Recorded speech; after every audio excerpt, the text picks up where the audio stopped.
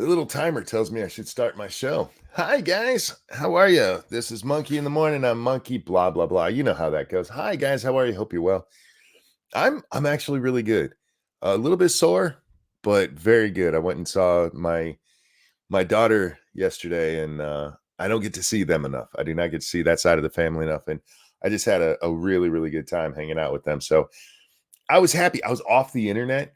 I got a little bit of fresh air, not too much, because you know that big round thing is still out there waiting to get me. Luckily, it was overcast all day. Actually, that part of it sucked. It was cold today.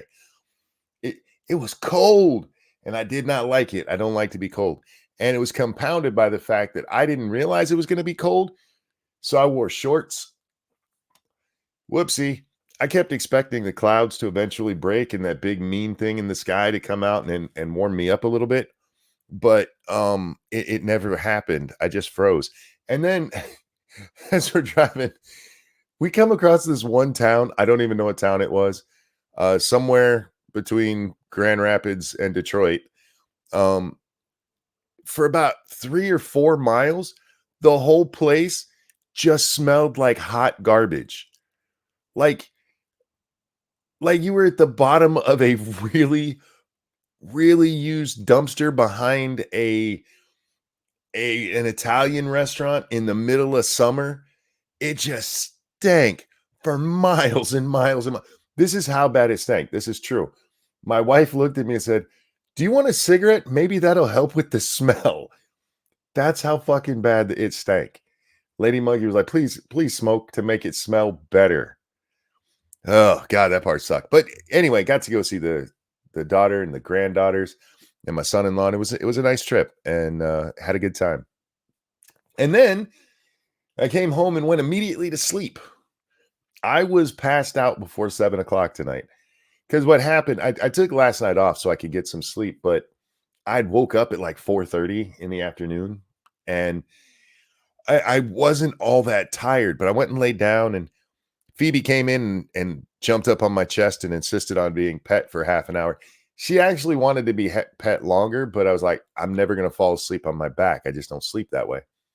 So I have to move her off so I can roll over and get comfy. And I don't know why I put some stank on comfy there, but I roll over and get comfy.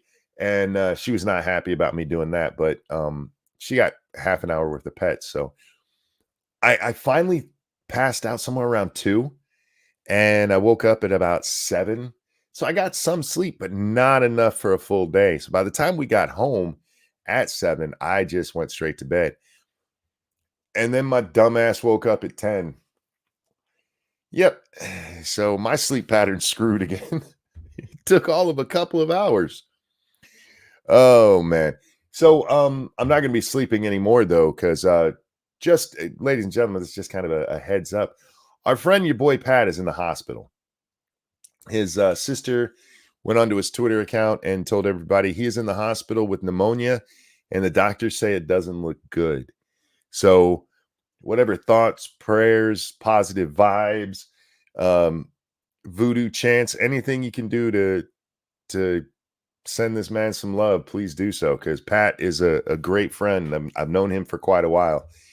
And look, I've been in the hospital with pneumonia, and it sucked. So I'm hoping this is one of those times where doctors are just overly cautious, and that he makes a really quick recovery here. But I can't sleep until Pat's out of the hospital.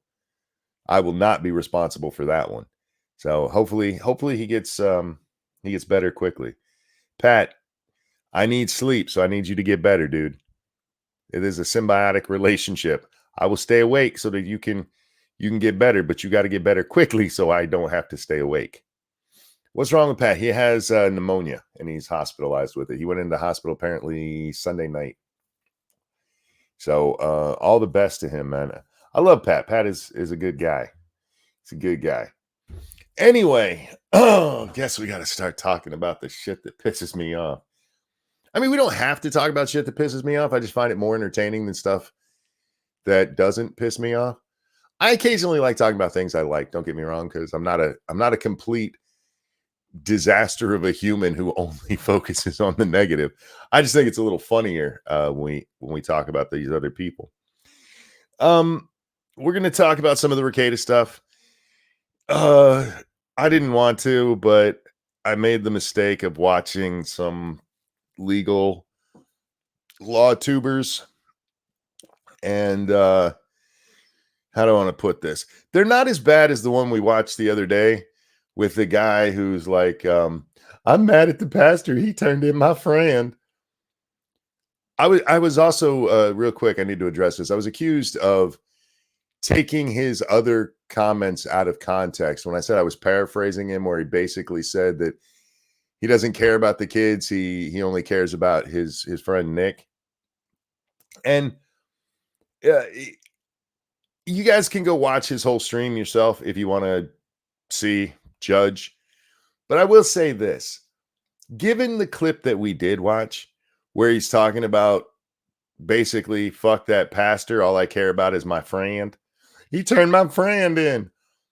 I don't feel that it's in any way out of context to point out that he cares more about Nick than he does about Nick's kids, who are the ones that, the police came to make sure they were okay.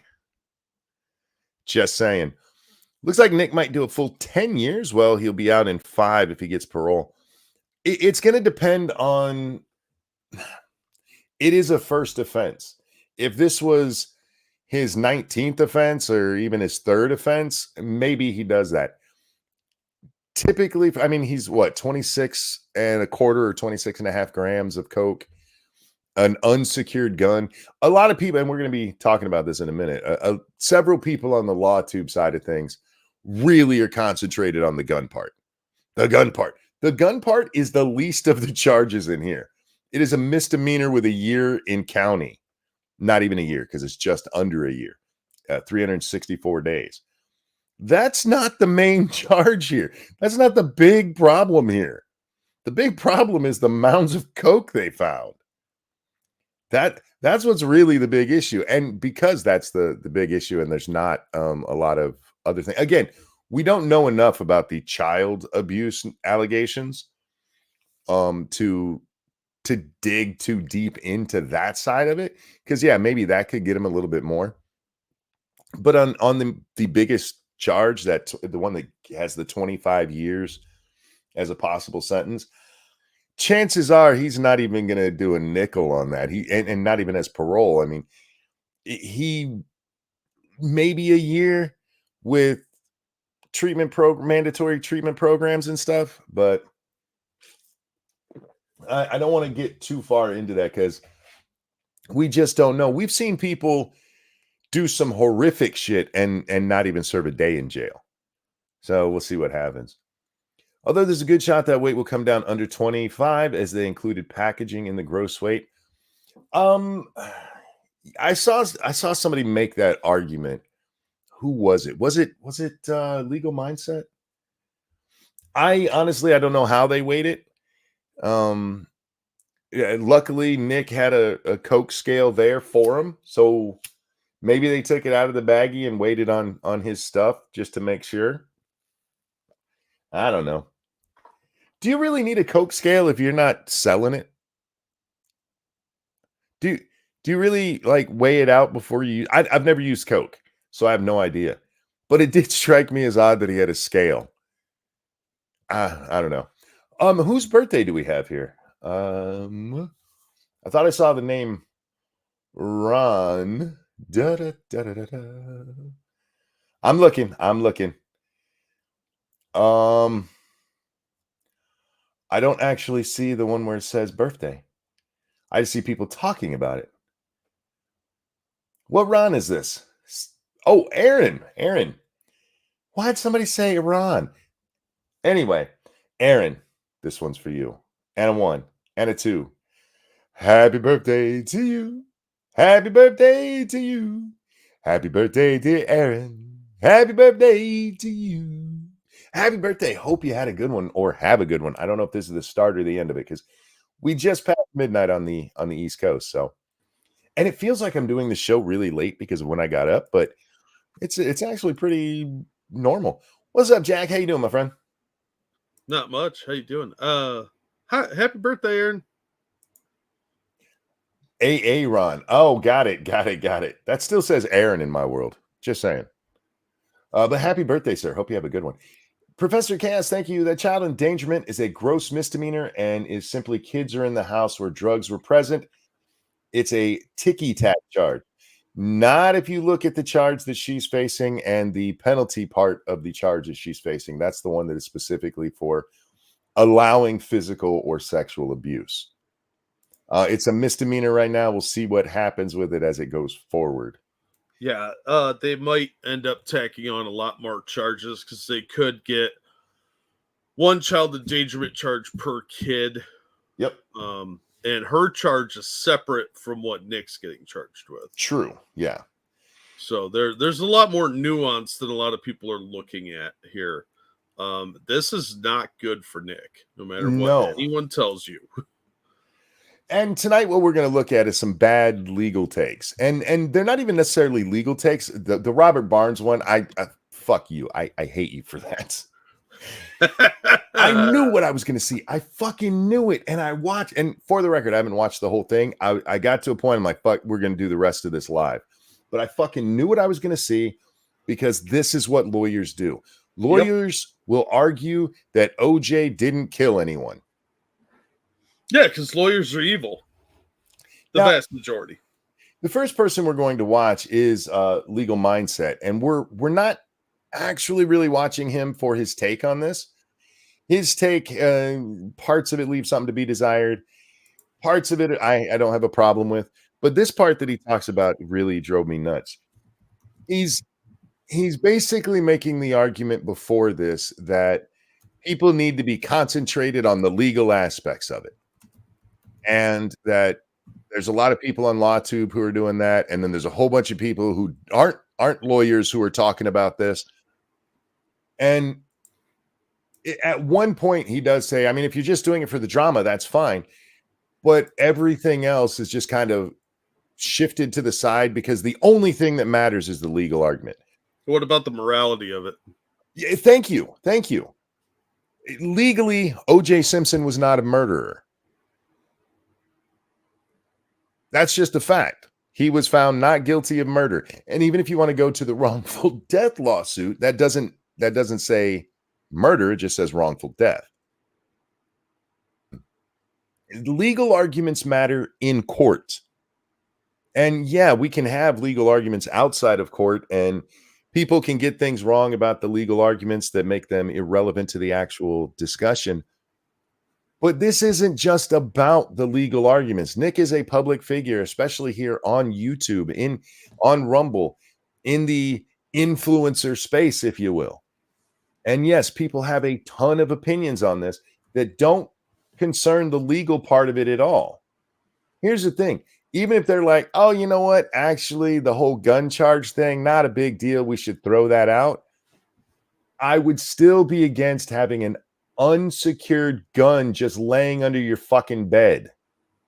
Yep. With kids in the house. I mean, yeah, if it's just you, I don't give a fuck. Yeah, I'm pretty frivolous with where I set my firearms because there's always within reach. But yeah, I don't have children in the house. Yes, and that is a big difference. I mean, how many times do we have to talk about the fact that kids do make things different? Yeah, when people are coming over and they're bringing their kids, I secure my weapons. Yeah. But anyway. If I had any, hypothetically. Yeah, I thought yours all tragically fell overboard when you went fishing that one time. Yeah, and any others must have been destroyed in a freak grinder accident. I don't know. I was playing with a plastic grinder, tears shit up, and shit falls in. Sometimes you throw stuff in to see what happens. Yeah. That's how a lot of blenders get ruined. It's true. But people are allowed to talk about this outside of just the legal bounds. And this is the part of his stuff that annoyed me, is that he keeps going to this and one specific part. But this is him talking about other people covering it. What do we have for coverage here? I just want to show it here. You have a monkey who's very smart and good looking. Ain't that enough for you? Probably he's not. He's not a chick, and I don't think he's gay. So me being good looking probably doesn't matter, does it? I don't know. Where are his lips? He doesn't really have any, but I can't talk too much because my upper lip is very thin. Yeah. So I'm gonna give it. That'd be like me making fun of somebody for a giant head. It's just hypocritical. Still funny, just hypocritical. Still funny. True. Coverage by people like, for example, the quartering, right? We talk about non-lawyers covering this, right? Who's covering this? The quartering. The quartering is not a lawyer, right? That doesn't matter though. He's allowed to have opinions. Nope. Only lawyers are allowed to have opinions about lawyers. That's the mindset these people have. Well, that's why they cover for each other so much. There's a great part just a little bit before this where he's talking about he's addressing people who might be upset that he's covering it again, specifically the people in Lawtube who are like, you shouldn't cover this, that Nick is your friend. And he's like, no, fuck y'all. And he says, do you think if this was one of us, Nick wouldn't be doing this? Because Nick made grifting his thing.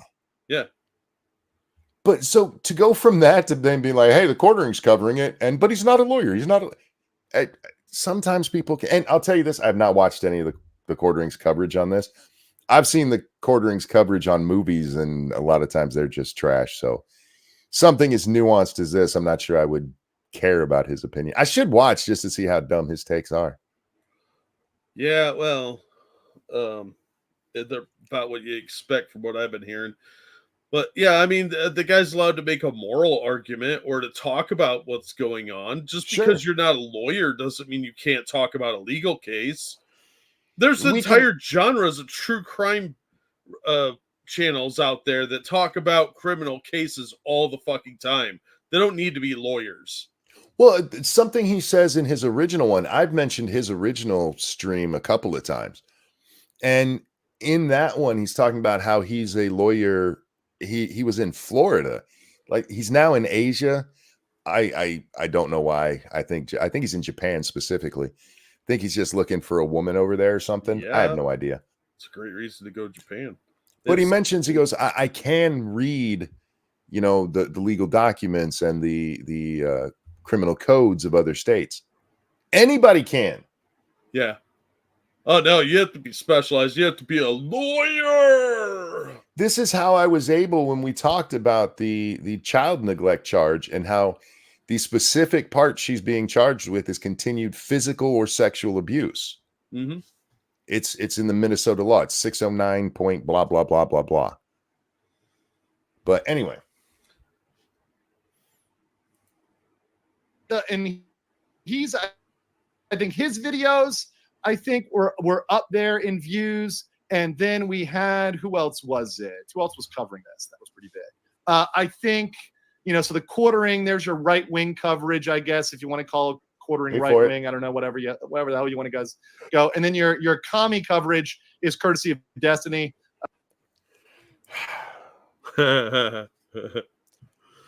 You can hate Destiny all you want.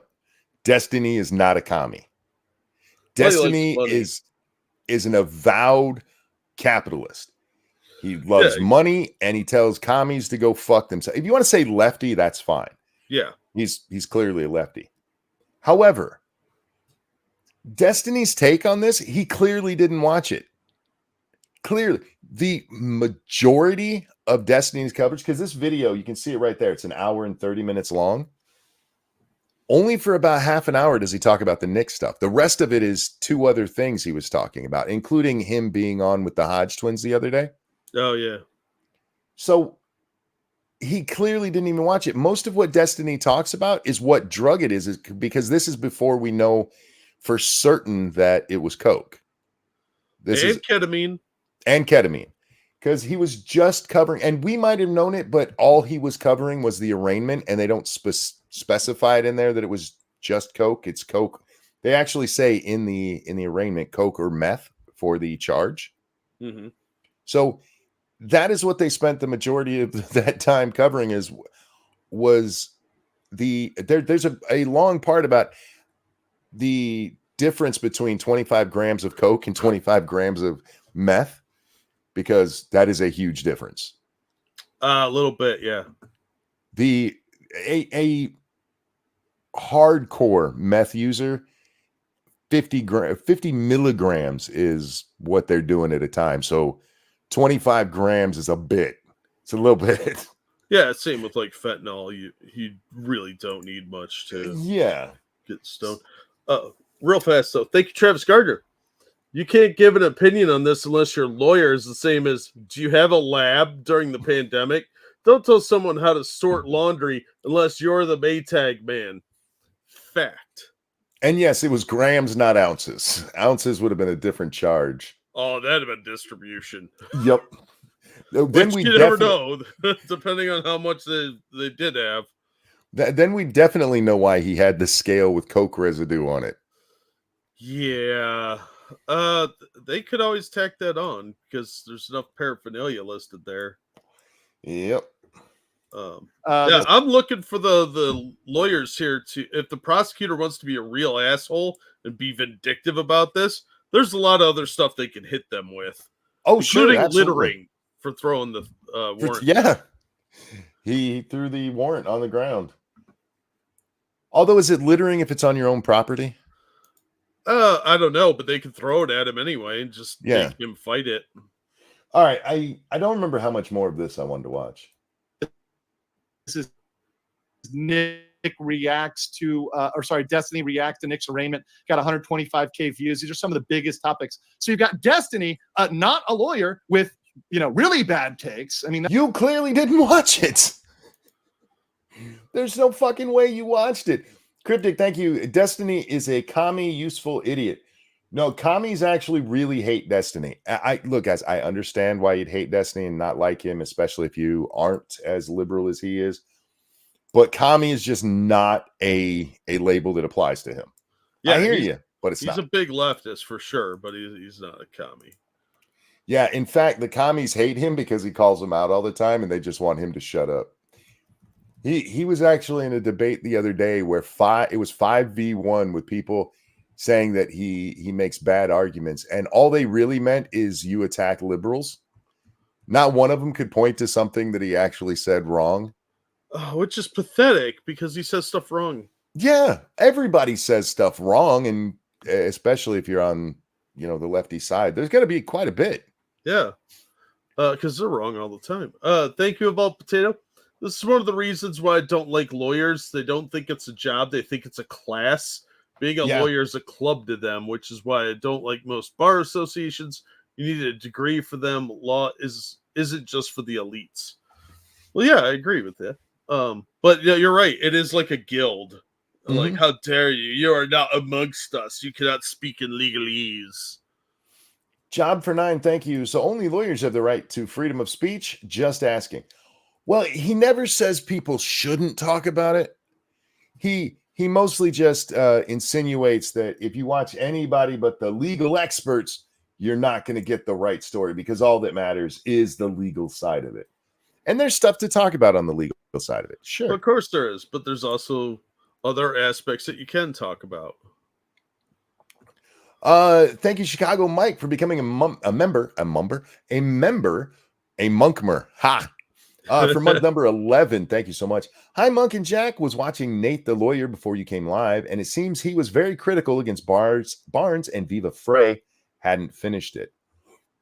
Oh, yeah, that's what we're about to talk about. Hi, Chicago Mike. Thank you so much for upping your membership, my friend. Now, did I back this up or did I? I need to. Yep, I forgot to back it up. I paused it right where I was, Jack, and I meant to back it up so I could get it at the start of where they're talking about it. My bad. Back this shit up. Back it up. Back it up. Back it up. While he's doing that, don't forget that we do have Teespring stores listed in the description, as well as our Patreons, and various other ways to support us. Streamlabs is preferred, but if you have to donate through the super chats for Monkey, and I don't have super chats, so I'm just sad. All right, we talk for one more second. I'm almost at the right point. Sure. I saw where Nick had posted something earlier today, and oh my God, he was getting lit up. He was calling out Jim and somebody else. But yeah, it was kind of sad. He I had a don't think couple of. he's. Hmm? I'd say he had a couple of posts in the last 2 days. Yeah, most of them on his locals, Yes. but the one I think he took a couple down off of X, but the one he had up there, people were just getting on. There were supporters in there, of course, but most people were like, "Go to rehab, man. Why are you wasting time doing this?" My question would be, why are you on here instead of trying to get your children back? Yeah. Do we know if he has the kids back or not? I don't think so, and I kind of doubt he will until it's been determined at the August arraignment whether they're going to pursue that or not. Because until they do, he can't have the kids there. Evolve says That's my Nick needs to just shut up while this thing is ongoing. Yeah, one of the parts that because I had considered just watching Legal Mindset's whole video and discussing that because he goes over this as well, but he talks more than I do, so like, no, I can't. Yeah, we did have to mute him. Yeah, there's just too much. Yeah. But he does bring up in there in response to people who are on Nick's side of this, or especially the Lawtube side, like be his friend. Like by doing this, you guys are making it easier for him to self-sabotage. Yep. He says, consider this. Nick has already been using his platform in the case, the defamation case. Yeah. To screw himself over even more. Oh, yeah. If he's found liable in that case, he's going to have extra damages because of the shit he has said since it started. Yeah, because he is basically contemptuous about it, so they're going to hit him with extra fees. Not contempt in the sense of the legal term, but showing contempt for even being in court. Nick was just in Camelot 331 chat. I mean, I guess I don't really have a problem with watching YouTube, but I feel like there's other things, you know? It is not productive to watch reactions to what's going on for him. No. It's, in fact, very counterproductive because he's either going to get angry or defensive and want to respond to people, and then he's going to say something and it's going to bite him in the ass, because even if he talks in chat, that's all logged by YouTube. You think that shit goes away? No. So they're going to subpoena YouTube for everything he's done on YouTube or on X or whatever platform he's talking in. It's even if he deletes it, it's not gone. So that's all going to be used against him. So sitting there like trying to follow all this stuff and respond to everybody, completely counterproductive, and he should know better. Brand says Nick can't shut up. It's who he is. I mean, I'm very much the same way. So if stuff is pissing me off, Jack, I just walk away from it. I have to. You have to. You absolutely I have know to. me. Yeah. It's going to be too tempting. That's why you never put Google alerts on yourself. That's one of the problems that e-fame brings for people. We've seen this time and time again. That's what led to Matt Jarbo's downfall for the longest time. Because he was doing Google alerts on himself. So he started striking people. A lot of people have done this type of shit, and it's completely counterproductive. The best thing you could do is not look at it. Same with like Kiwi Farms and all the other stuff that if you're a big YouTuber, avoid that shit. It's counterproductive to you getting anything done. Cougar Knife says he has a contract where he has to stream on Rumble. Do we know, is his contract still in place? I know he had one. I don't know if he still does, but even then, okay, stream about something irrelevant to this. Do not talk about it, and for fuck's sake, don't drink. I think Medicare did a really good job where he showed the part of Nick talking with Eric July. Yeah. And how you see Nick when he's sober, he's very kind and he's civil about it and no hard feelings, that kind of stuff. Couple hours later when he's drunk, fuck you, Eric. How dare you, fucking piece of fucking shit. Yeah. And I'm paraphrasing, of course, but not by much. And that's what would happen. I even if there's a contract in place, I mean, talk to the folks at Rumble and be like, dude, I got to get some shit together.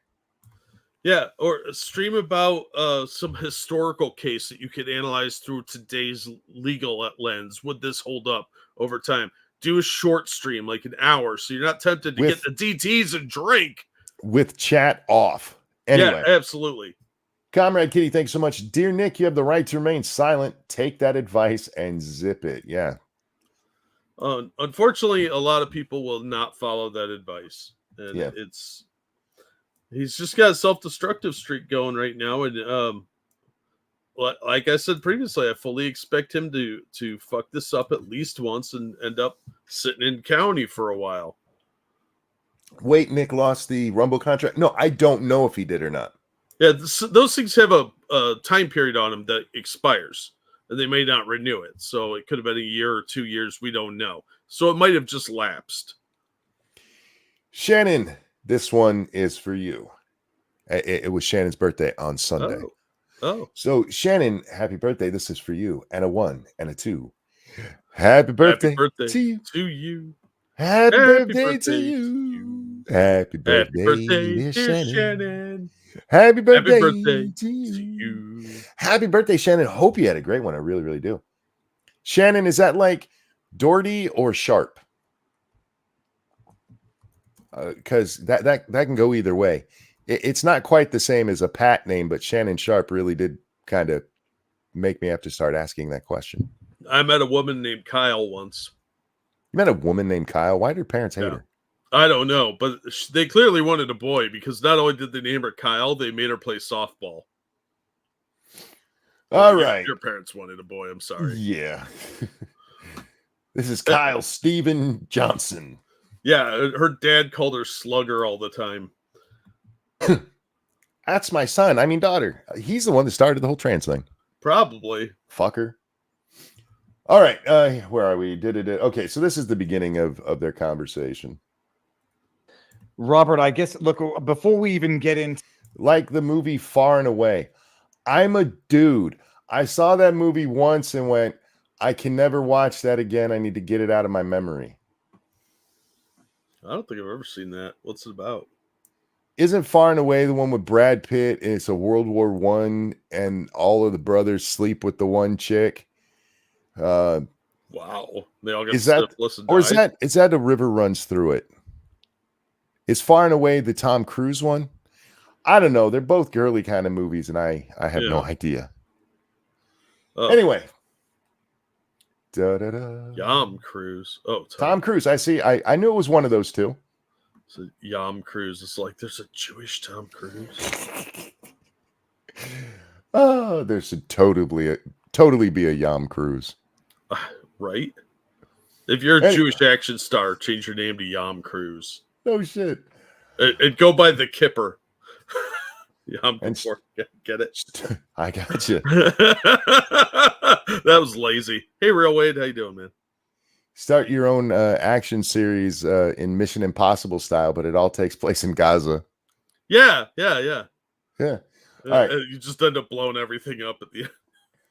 Why do you people watch this shit? Here we go. I don't know. We're awesome. To the show lineup stuff of the night, I guess we'll have to address the elephant in the room, which is the news with Rekieta. You put out a post on Locals. I put out my summary just of the legal situation. It's a very sad situation. And someone said to me, "Well, you didn't show this much." Well, I didn't reply to it. I have to stop replying to trolls. But they said you didn't show this much sympathy and empathy when it was Hunter Biden. I was like, if you don't understand the difference between all of this, then I can't explain it by way of a comment in Twitter. I've seen this a lot from people where they're trying to be like, you didn't show that kind of care for so-and-so, right?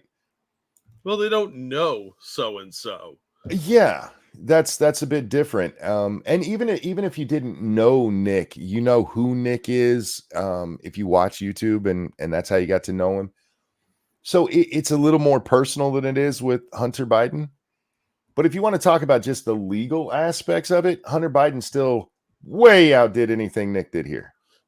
Yeah, I mean, from what we know, just based on his laptop for that little tiny sliver of his life, there's some really fucked up dark shit in there. There's a lot of stuff that's on that laptop that we haven't talked about on here because I'm pretty sure we can't. Yeah. But I really hate that fucking argument. You didn't talk about this. Whataboutism does have a place. It does. But it's not every fucking place. Some people, you cannot have any conversation without them going, but what about this person and how they did it? I mean, we did whataboutism the other day with like Tonka. If you look at what Tonka did to upset the internet, it's nothing compared to what Nick did. Hands down, Nick has that fucking shit beat. Yeah. Tonka was a dickhead who didn't show up for a fight after challenging everybody and their mother to a fight. Well, I mean, look, it probably wasn't wheelchair accessible. Probably wasn't. So again, I mean, there's times where you can point it out, but Jay, you didn't do. Hunter Biden also has far deeper impact when you're talking about things, you know, like influence peddling. I don't think Nick is being accused right now of, you know, selling out our country to the fucking Chinese to make some money for him and his dad. Yeah. Yeah. Well, I mean, not yet. He's not being charged with that. Whataboutism is there to show hypocrisy. Not even just necessarily hypocrisy. I mean, a lot of times something can look hypocritical. For instance, you know, hey, you went after Hunter Biden, but not Nick real hard. They might look comparable. Ooh, a gun and drugs. They weren't even the same. You can use it to be like, see, these aren't the same. I get what you're saying. It can be used to show hypocrisy, but it can also just be used as a comparison. Anyhow, this is entirely. We haven't even got to the legal part that's about to piss me off. But so the bottom line is Nick and his wife and a third person who I don't know who she is, but content-wise, but an internet. Did you see the clip of April and Aaron on the show where he kept talking about how much coke she was doing and the drugs she was doing? No. I'll have to find that video and send it to you. Apparently, this was a running joke until the audience all jumped on it, and then Aaron got really mad about people calling her a cokehead when that's what he'd been doing. And there's a great line in there where she talks about how she has to go find another dick. It's wonderful. I'll have to find it for you. Personality were arrested on they got charged with 3 charges. One was felony possession of controlled substance over a certain amount, 25 grams. You'll explain the importance of that. The 2 were gross misdemeanors. One was possession of firearms in the presence of a controlled substance, and the other was child neglect, I believe.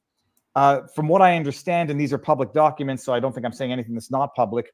Apparently, there was not a wellness check. I don't know what it is, a mandated monitor who said that they were concerned for the kids being neglected, and then police showed up. This is all in public court documents. Here's the thing.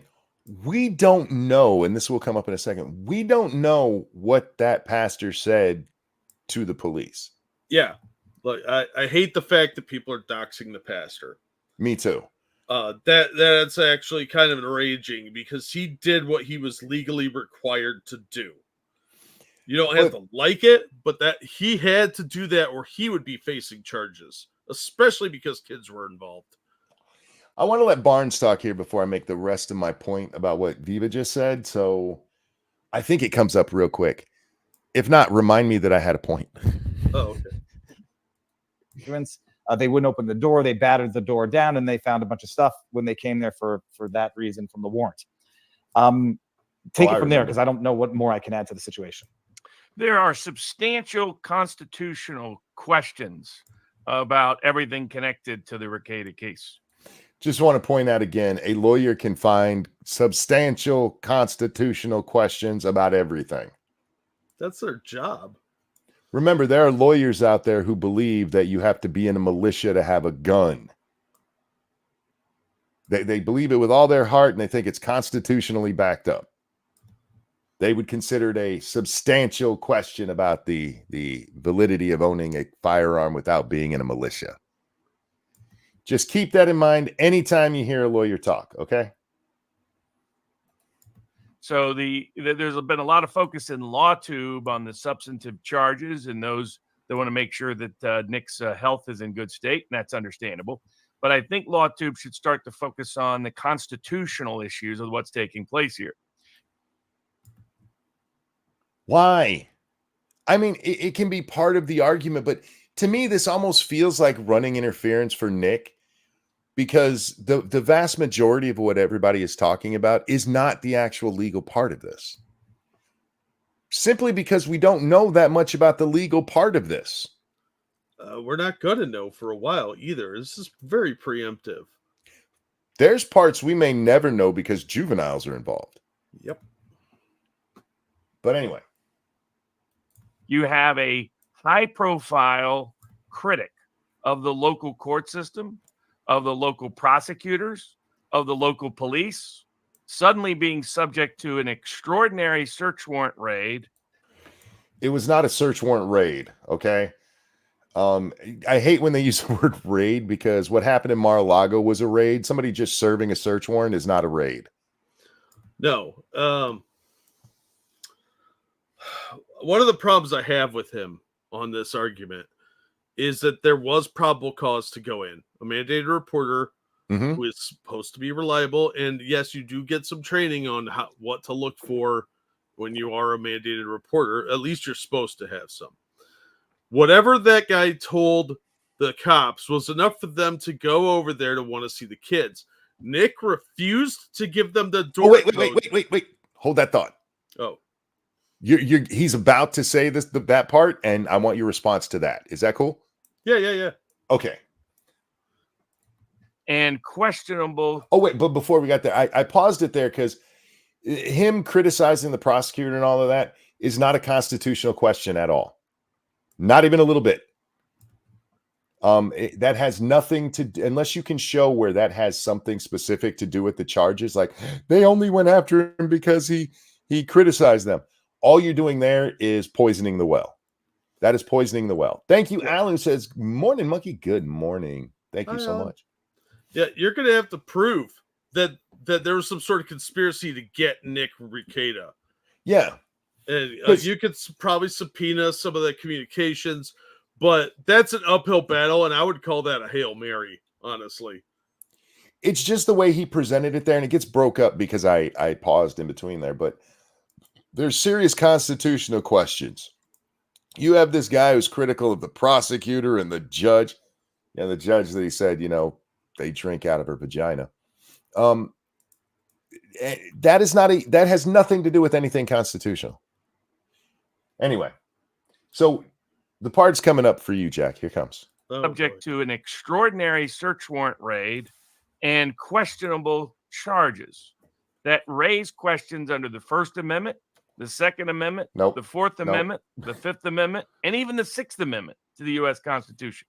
Within 2 days of this case, there are major constitutional questions about the conduct of the government. And that to date has not been talked about at great length. So the First Amendment question is, you look at the underlying facts, and I expected to find something different in the probable cause affidavit supporting detention than what I found. According to the only allegation, there's a lot of false statements being made out there. I love the quartering, but he's been taken in by some of these false statements and false claims. Just go to what is actually alleged in the probable cause. We don't yet have the probable cause for the search warrant. I'm very curious about that. But you go to the probable cause. Right there. We don't have the probable cause for the search warrant. Yeah. Well, then how do you fucking know that it's a constitutional issue, you idiot? Well, he says that he has issues with the probable cause for the arrest. I might be able to go with people on the gun argument, except we make exceptions for kids being around all the time, alcohol, tobacco product, all kinds of stuff. But otherwise, what is the Constitution? I have serious constitutional questions. They found coke. What is your fucking constitutional question there? Yeah. What is access to those rooms where the drugs were found? What? Yeah, and this was all under a legal search warrant. I have seen kids taken away for far less than this. Sure. Hold on a second. Thank you, Alan, for the generous donation. Says, hello, my friend. Hey, Alan. Hope you're doing well, man. It's going to be another enraged ranting episode for us. Probably, yeah. Thank you, Evolved Potato. A good lawyer, like a good demon, doesn't lie, but tells you just enough of the truth to convince people. Might not be the truth, but it has enough of the truth in it to technically be called a lie. Yeah, well, that's a Oh. really good point, and I do equate lawyers with demons, so that's a fair comparison. And I do want to point out, because DK said he could find constitutional issues in any case. You want a lawyer who's looking for ways to get you off of whatever you're in trouble for. Yeah, That's his fucking job. yeah. You want him to think like this. Like, I would probably hire this dude to Yeah. defend me. If I would got in trouble, invite him over. I would want him at least on counsel, Yeah, because he's good at what he does. It doesn't make yeah. his arguments worth a fuck, though. No, Yeah, he just has to convince people. well, this is the thing that with the last guy, Legal Mindset, talking about, well, we need the lawyers to talk about this. You do know that it literally in every case where a lawyer wins, there was another lawyer arguing differently who lost. Yeah. In every one of every criminal case there's ever been, there's a winner and a loser. They're not all powerful people. They make arguments and try their best to back them up. But anyway, For the initial detention, and it basically says a pastor came and reported concern for the children. That normally leads to a wellness check. That doesn't normally lead to search warrant, knock down your door, arrest everybody inside. Okay, why did they There you go. knock the door down? this is why I wanted you to wait. Yeah. Now he's playing fast and loose, and I noticed this. They're not up on some of the more recent developments. They clearly didn't read the newspaper article or some of the other things that came out. Why did they have to bash the door down? Because Nick refused to let them in the house to check on the children. Mm-hmm. And by doing that, he gave them exigent circumstances so that they could bash the door down, because now, in their minds, those kids are in peril. Why else would he refuse to open the door? And there's another adult in there who's also not opening the door. They probably didn't know about April, to be honest. But they knew Kayla was inside, so she could be, for all they know, coking the kids up or stabbing them or something. So the wellness check immediately turns into exigent circumstances, and they're allowed to kick in your fucking door. I'll take it even worse than that. From everything we've seen, the only other contact they had besides Nick was a little girl. Yeah. So a little girl opens the door, closes it, and they're there for a wellness check on children. And again, we don't know the circumstances of that wellness check. We don't know what it was that was said, because he said, the pastor reports that, something might happen and you just get a wellness check. No. Sometimes it is such a bad thing that they're like, we have got to do all the legal shit, get an actual warrant, and go to fuck in there. Yeah, we don't know who the pastor talked to. Did he talk to a third party, or did he talk directly to one of the kids? Because they imply that it was Nick talking to the pastor here. Yeah. In this. Oh, video. yeah. You're getting ahead of us. Oh, sorry. No, you're fine. If the pastor talked to one of the kids and one of the kids said, "Oh, I'm being touched," or "I enjoyed mommy's silly powder," that is significantly different than, I'm just hungry and mom and dad leave the house a mess. Yeah, the kids are dirty, they look underfed, that kind of stuff is a little different. That's more of a wellness check than mom and dad snort coke off of some strange lady that comes over and dad touches her no-nos. But this is almost Keffel's levels of, I woke up with a gun in my face. The police went there. They knocked on the door. The door is opened by a child who closed the door, and they have a keyed lock on it. Nick is not home at the time. The police wait. Nick gets there, wants to see the search warrant. They give him the fucking search warrant. He throws it on the fucking ground, will not give them the code to get in the house. Robert makes it sound, they showed up and they just bust the door down kind of warrant. And we have seen that type of cowboy shit before on various YouTube stations. There's tons of channels devoted to that shit. But this is not that. No. They waited around. They were there for like 3 hours. Mm-hmm. Nick shows up, looks at the warrant, tosses it aside, and refuses to let them in. You can't do that on a wellness check, because then they'll kick your goddamn door in, you fucking idiot. So yeah, of course they kick the door in. They're there to check on the kids. If there was nothing wrong, no big deal. police typically would pay for the door if it was an unfounded allegation. So he should just let him in. But he probably knew there were drugs laying all over the fucking place. So, yeah, I don't know. I think this is a ludicrous argument because Nick set up the exigent circumstances for the police to break down the door.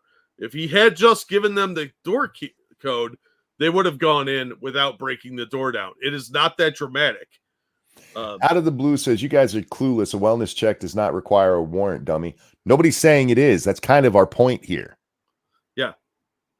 That Barnes is making it sound like they were just showing up to make sure, hey, the house doesn't have cockroaches and no food. And that clearly is not what it was, because they went through the trouble of getting a warrant for this. Yeah, the fact that they went to the trouble of getting the warrant means they had some kind of reliable information. Yes. So And there's reason, more to it.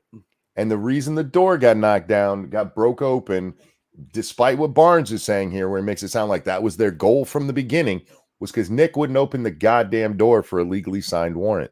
Yeah. And whatever information they obtained for that warrant, because it sounds like there were maybe a few days in between the priest reporting it and them going out there.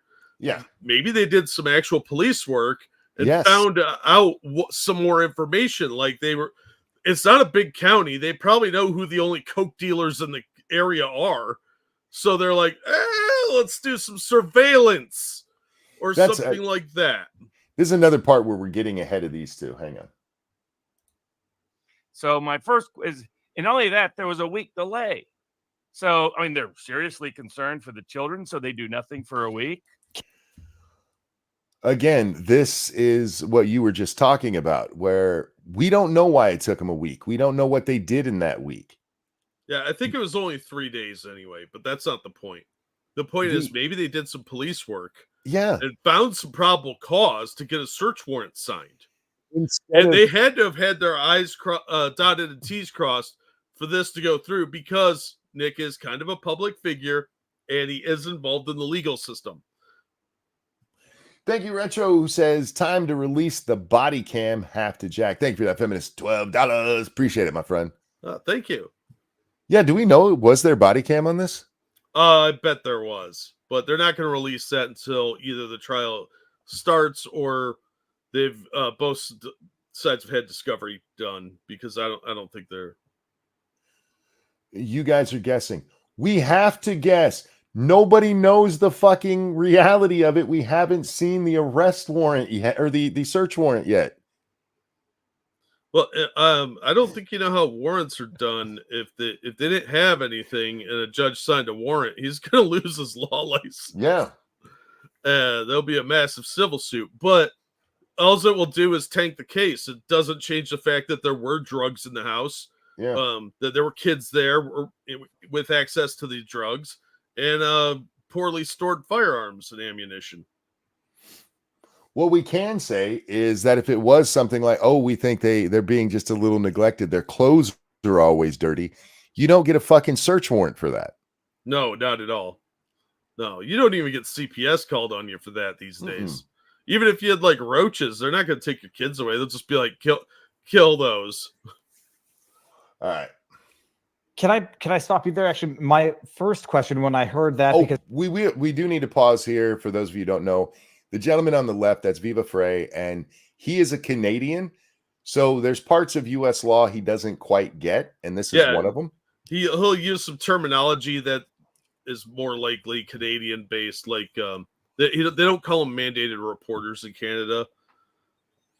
Well, his question here is kind of fucked up, but I can forgive that for him being a foreigner. Barnes's pissed me off, and that's why I stopped and like, fuck it, we're gonna watch this live. All right, so here's Viva's question. Because at first I read that it was a pastor who requested a wellness check. I forget what the term is. And my first reaction to that was, isn't that the type of thing that should remain confidential? If indeed, I don't know if Nick is talking to the pastor, isn't that confidential or privileged and not, that. Okay. Only if Nick, and you're a lawyer, so you should know this. If your client comes to you as a lawyer, which is the only place in law that is pretty universal that you have a privilege there for us laymen. Your priest in some places is covered, in some places not so much, where they are mandatory reporters. Yeah. But even for you lawyers, if you're fucking your client comes to you and tells you that they are in the middle of a criminal act, you can't just hide that legally. It makes you an accessory to the crime, and you lose your legal protection at that point. Yeah. We've seen this in the Trump case, where his one lawyer, they're like, no, sorry, you don't have any attorney-client privilege anymore because you're part of the conspiracy. There is no universal, no matter what you say to somebody, it's always privileged thing. If you're admitting to criminal behavior, that has to be reported, or you become part of the crime. Yeah, this isn't the Catholic Church in the 12th century. Right.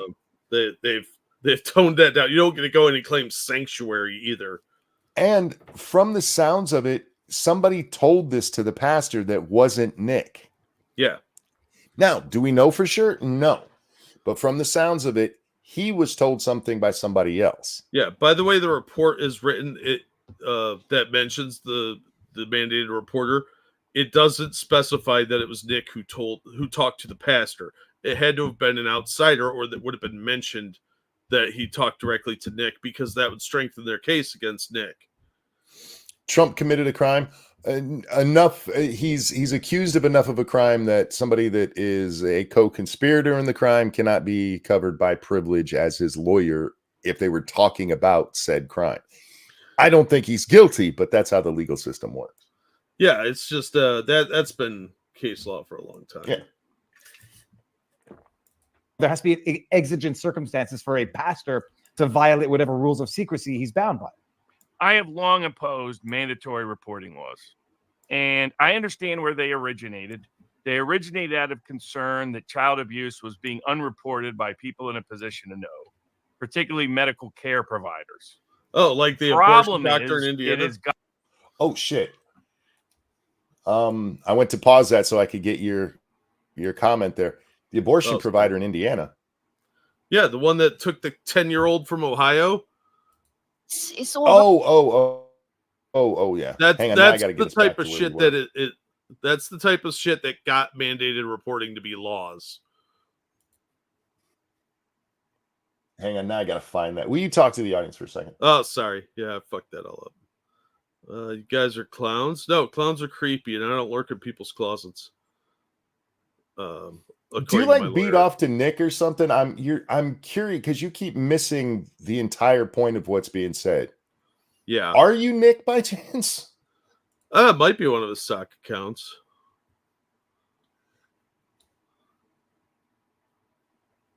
Trigger warning, guys. We don't give trigger warnings. Didn't you or AP say in some states required by law to report suspected abuse? Yep, that's called mandated reporting. And teachers, police officers, doctors, nurses, anybody that does mental health care, psychiatrists, psychologists, they're all mandated reporters. In a lot of states, preachers are, pastors, clerics, etc., are mandated reporters. So if they see child abuse, they're required to report it. If they hear about it, they're supposed to report it. If a kid comes up to you and says, I got touched in my no squares, you have to tell someone, or you're going to lose your career and probably go to jail. All right. And just from a moral standpoint, why wouldn't you want to? Some people are evil, or they're kid diddlers. I don't know. Anyway, so I got it back. We're right at the beginning of Barnes's answer here. I have long opposed mandatory reporting laws, and I understand where they originated. They originated out of concern that child abuse was being unreported by people in a position to know, particularly medical care providers. All right. The problem is it has got to such a length that people cannot seek out counseling. So, see what he just did there? Yep. He just made the fucking pedo argument. Pedos can't go get help because then they have to be reported. This is literally one of the arguments that Hunter Avallone made. Yep. that's about the point that I was like, I'm sending this to Monkey. Oh, I got so pissed. Like, are you kidding? Okay, so we shouldn't tell these people that they come to you and say, hey, I'm beating my child. I need therapy to make it better. So what you do is you keep your fucking mouth shut so that kid keeps getting beat until they finally get enough therapy to stop beating their child. That's your fucking argument, retard? Look, eventually that kid will die. Oh, they won't go get help. You do realize in these mandatory reporting things, it's not generally the person who's abusing the child who tells, right? Yeah, it's usually the victim or a friend of the victim or somebody that saw it happen. Mm-hmm. No, it's just that our system is so fucked up. Child abusers can't go tell their priest that they're beating their kid without getting arrested for it. Ain't that fucked up? Oh, boo-hoo. This makes me wonder if his coke dealer didn't rat him out. Like, dude, I can't keep this stuff in stock. This guy keeps Right? fucking me out. Well, you've seen his nose. Keldrick, thank you. I'm a janitor at both a school, a church and a school, and I am a mandated reporter at both. They take that shit seriously. Yeah, because we're talking about the well-being of children. Yeah. Oh, let's let him finish his statement. That I dealt with this with another client where I had to advise them you can't get counseling if you. Did you report him?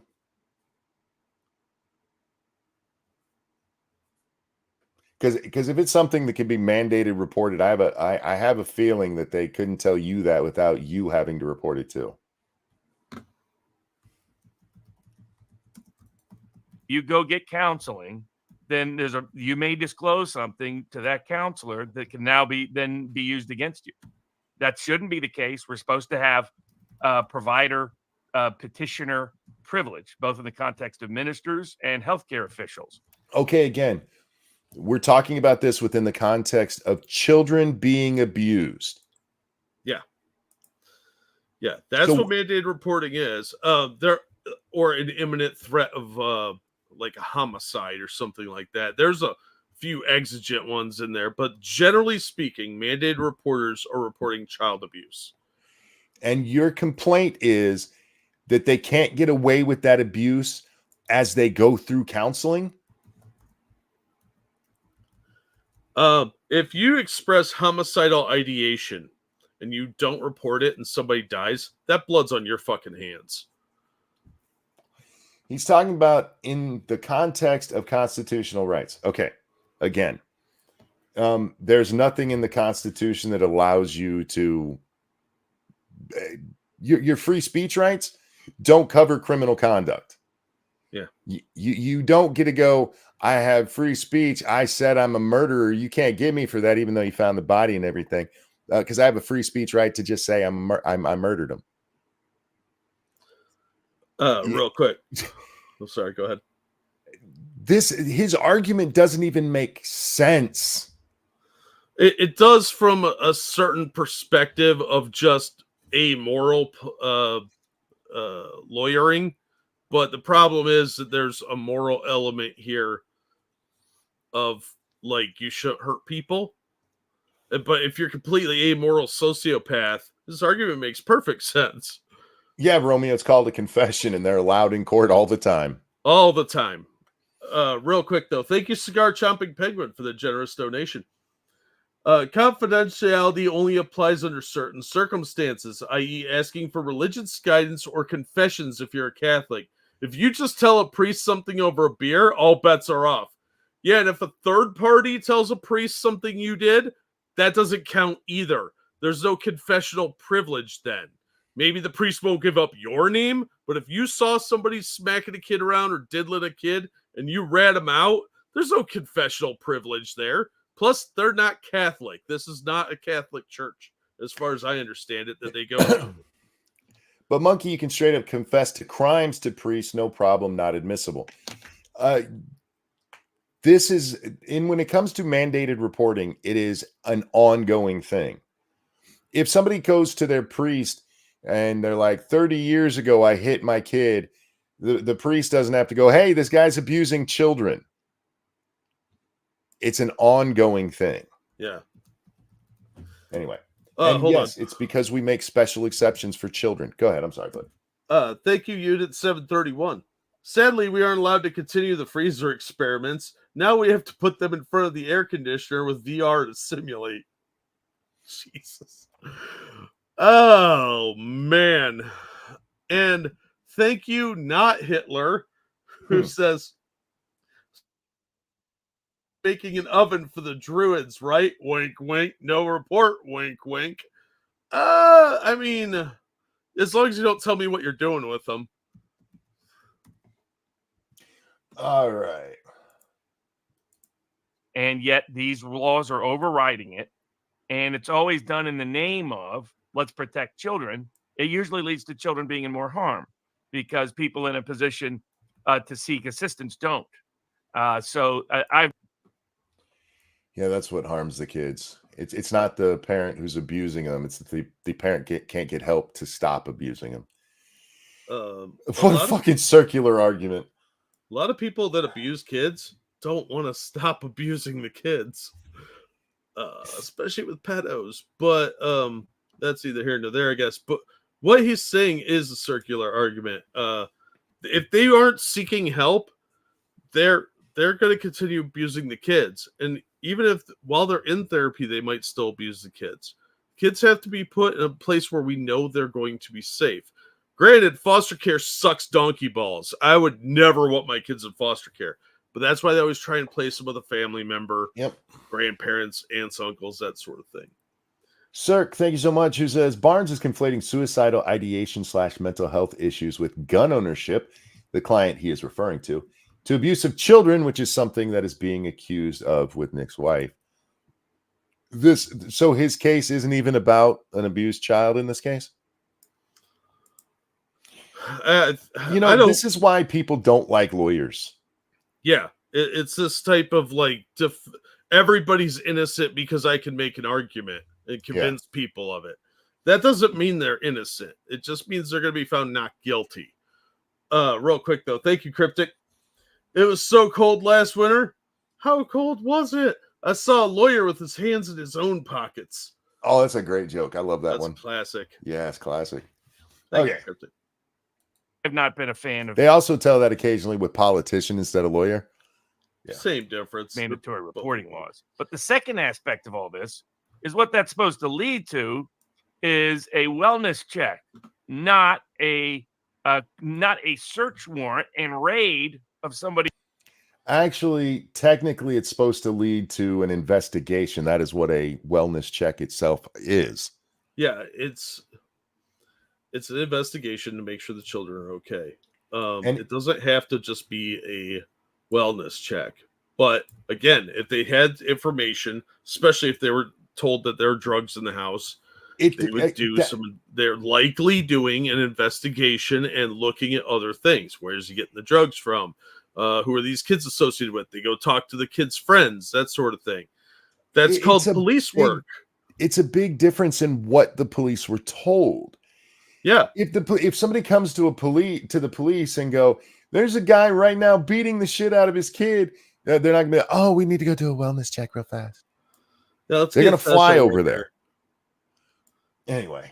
No, they have to call a social worker. No, this whole thing undermines the fact that the police, we don't know the information they had, and we don't know what investigative steps they took in order to secure a search warrant. Until we know that, this is all nonsense that he's talking. Might have been a wellness check before the warrant. It could be. You're right. We just don't know.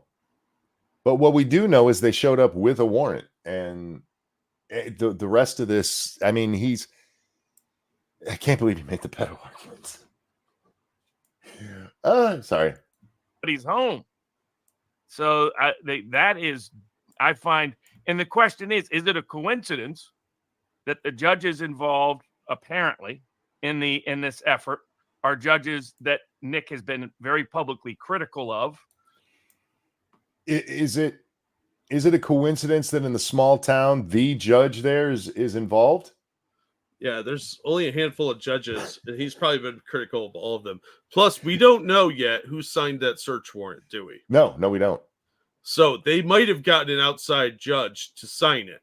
So there's always that possibility. We don't know until that probable cause for the warrant is released, which won't be until much closer to trial date. Last I knew, we have one judge in this town. Oh, no, there's two, because the judge that did the arraignment mentioned that... no, I meant in the town I live in. Oh, in the town you live in? Yeah. Yeah. I think I can't say anything about how many there are in my area, but yeah, it's if they go for a change of venue or something like that, if they want an outside judge to sign the warrant, that takes time. And look, there could end up being problems with the warrant. We just don't know. Be. But that doesn't stop the fact that there are drugs that were in that house that those kids probably had access to. His problem, he said, his problem is with the detainment warrant, with the arrest warrant, basically. Yeah. And he hasn't given a good argument against the arrest warrant at all, except for, a priest said it. And that was the First Amendment issue, which I still haven't seen what his First Amendment argument is there. Is his First Amendment argument the confidentiality thing? Because that's not in the First Amendment at all. That's state laws. Yeah. It's also like historical priestly law, which was normally outside of regular laws. But yeah, I think he's kind of conflating some stuff here. Look, if you're dumb enough to tell a mandated reporter that you're committing crime, that's on you. You're a fucking retard. Yep. So that shoots his argument all to hell. If you confess to stupid shit that you do, you're dumb. Has anyone seen the arrest warrant? No, it's still... It hasn't been out yet. Yeah, it hasn't been released and probably won't be for a little while yet. If not, how does anyone know, or how does he know there's a problem with it? He's a lawyer and he's going to defend Nick, so he's going to find a problem with it. Yeah. Again, I don't... When somebody's like, oh, so-and-so defended this horrible person, a lot of times it's not even their choice to defend them. They're assigned as the public defender for that case. Even big lawyers end up as public defenders in some cases. Who is it? California right now is getting ready, because in California, it's not state law, but it is bar association requirement that you do some pro bono work. And if you don't do pro bono work, you have to donate money. Yeah. And they're having a problem with some of these lawyers being like, fuck that. It's not legally required. We're not going to do it. So they're cracking down on that shit. Because it used to just be you had to report it and they didn't pay a whole bunch. But they have so many defendants now and nobody to defend these people. The public defendant's office is only so big. Yeah, and those people are pretty overworked. Yep. So they supplement that with pro bono work from the bigger guys. And I don't necessarily dislike lawyers. I mean, we have an adversarial system for a reason, and that means shitty people are going to get defended, and there's going to be some legal arguments that just make my fucking head spin. But it still doesn't mean, like, when you're out here in public just giving your own opinion, that you gotta, be like, those kids should just kept getting abused until you get some counseling. And questioning not only their competency, but their ethics, that it involves a prosecutor's office that Nick has been publicly critical of. There's only one, I guarantee you there's only one prosecutor's office there. So is it a coincidence? Yes, it is literally a coincidence, because it is the only fucking prosecutor that's there. There's one, because he doesn't just say the prosecutor's office. There's only one. Exposing issues of corruption and competence, and a police department he has been publicly critical of exposing corruption and competence. And to stop you there for a moment, because I heard the same thing as well, and I had the same queries that you had. Apparently, the judge assigned to Nick's criminal case is the same judge who's involved in his civil case, the defamation case, where he's been a vocal critic of. That's not true. The judge that did the arraignment was the same judge, not the judge that's going to handle the case. No, it is the judge that's handling the case. The judge who did the arraignment was a different judge. Oh, okay. I had that wrong earlier too. Yep. Sorry about that. I should have corrected that at the top of the show because I actually at the top of the last show, but I was so angry at the other thing. It is the same one, but this should let you know how few judges there are. The civil case is being tried by the same one as the criminal judge. Yeah, well, what will likely happen is at the beginning, when they first start all the process, the defense will request that the judge recuse themselves because they handled this other case, and then the judge recuses himself. If they don't, they can take it to the appeals court and force the judge out. That's the likely situation. Then they get another judge from another area to come over and handle it. But this is more poisoning the well stuff. What should they have done? Be like, oh, he's been critical of us. We can't look into this. Yeah, it's not a shield of immunity because you mouthed off. Lots of people have problems with the judges. Yeah. That doesn't mean you're getting an unfair trial. And I had the same questions, like, how the hell is a judge doing both criminal and civil? But many people say it's a small town, so maybe they're not that many that's judges. the issue. You have the biggest high-profile critic in a small county of all these powerful actors. Like, people ask me now and then, why do I live in Las Vegas? It's because I don't practice law in Las Vegas. I don't practice law in the state of Nevada. It provides a degree of protection from if you know anything about Las Vegas police, you would know you'd want to be careful. If you want to practice law in Nevada, don't live in Nevada. I'll put it that. We'll get to that when we get to the Gruden case a little later on. But so I have First Amendment case questions. I mean, were biased, prejudiced, partisan officials part of the entire process? We'll get to this when we can talk about the Trump case, in authorizing and approving this extraordinary search warrant. You don't know that it's extraordinary. You haven't seen it. And nothing you just said has fuck all to do with the First Amendment. None of it. Yeah. Thank you, Keldrick. I know he said queries, but I heard I had the same queers as you. And if that just doesn't make more sense. Especially from a Canadian.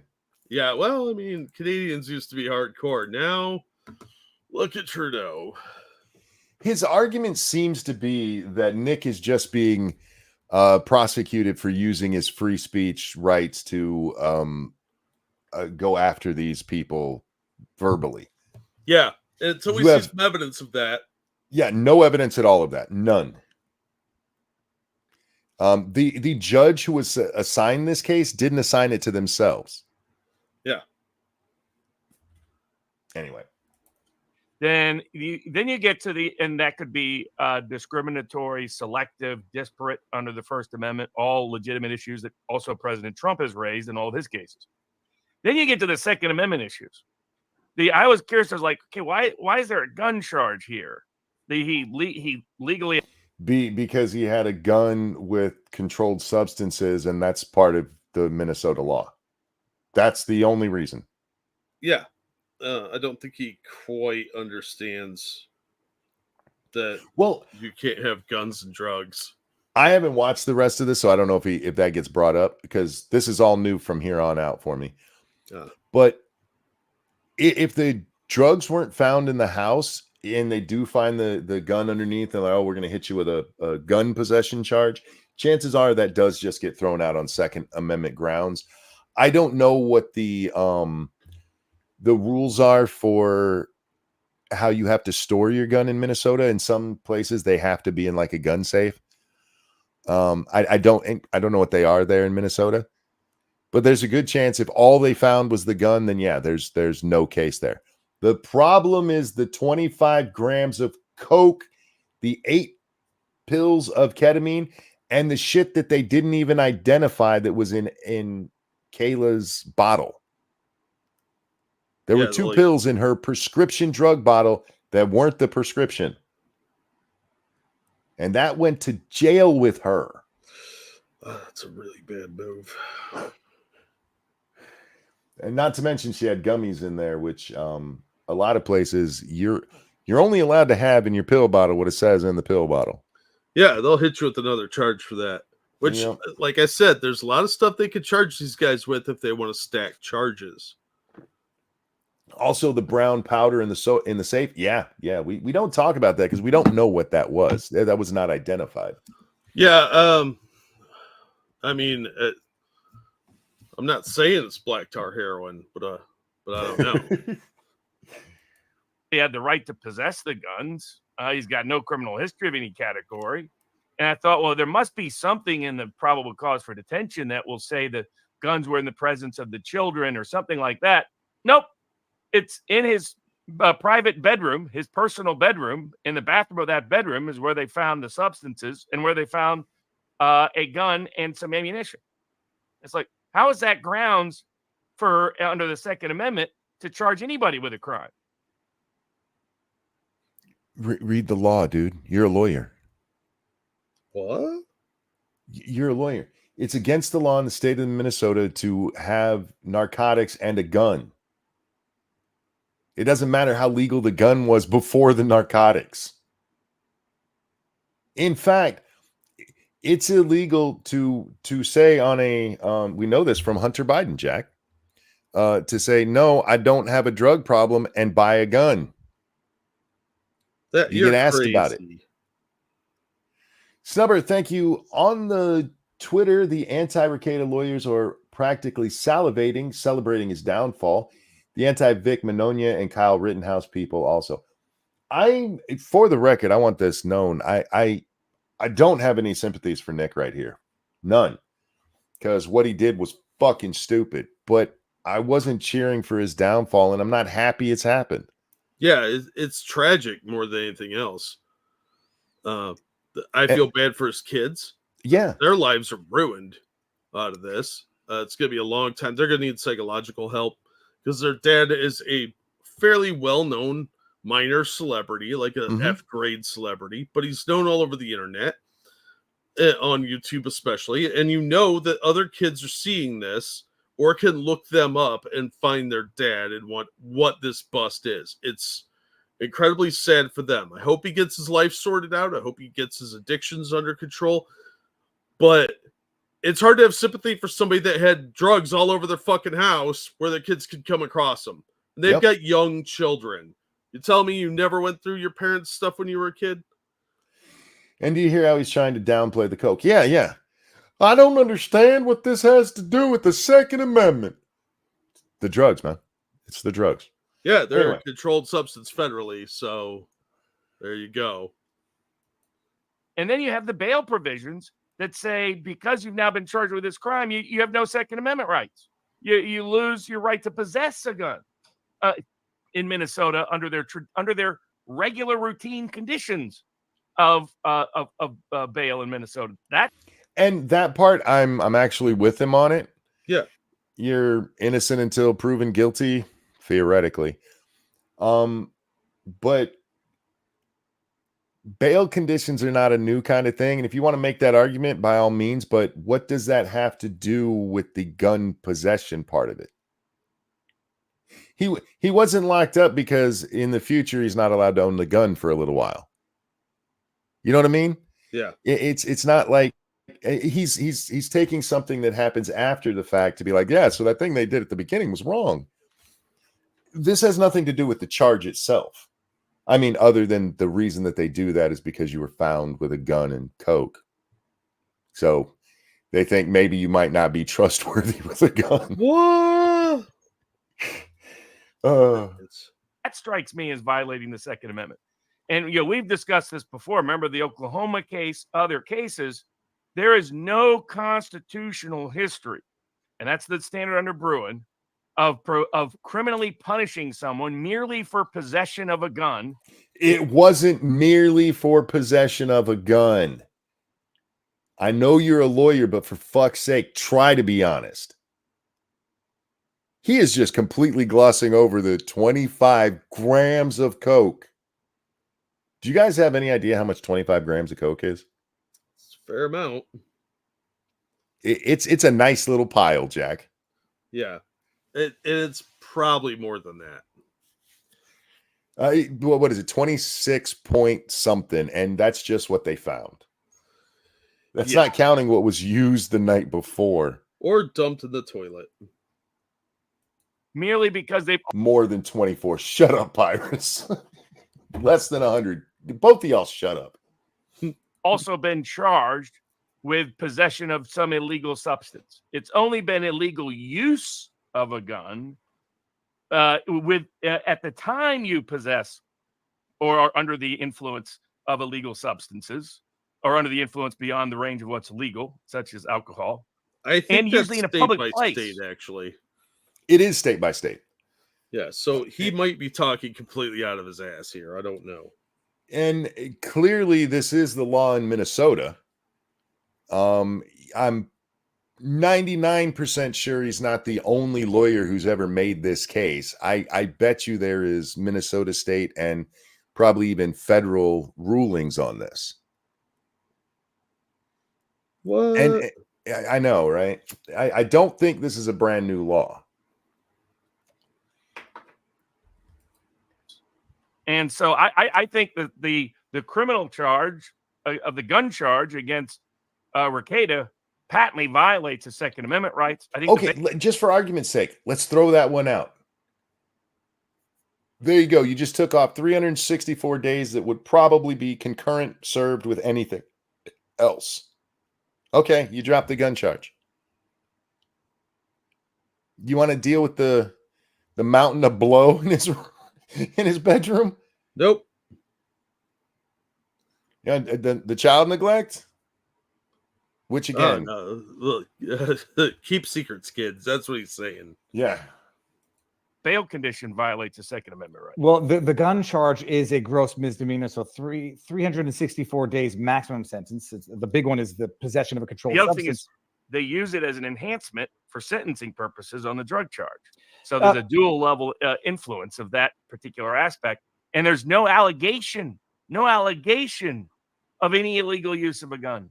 No allegation that he used the gun in a public place. No allegation that he used the gun while under the influence. The report mentioned a spent shell, which was near the Glock, which I don't. It sounds. Was it a Glock? Yeah. I think there was a Glock pistol and a 6-hour AR. The 6-hour was the one that was under the bed. The Glock was in the safe, wasn't it? I think so. But again, there's a lot of stuff they've got half right on here. They clearly didn't look this shit up before they started talking. And they were up on the latest info. Yeah, but didn't this just happen like yesterday? By then, they should have had the latest info. That's what I'm saying. They just are ill-informed on all of the facts.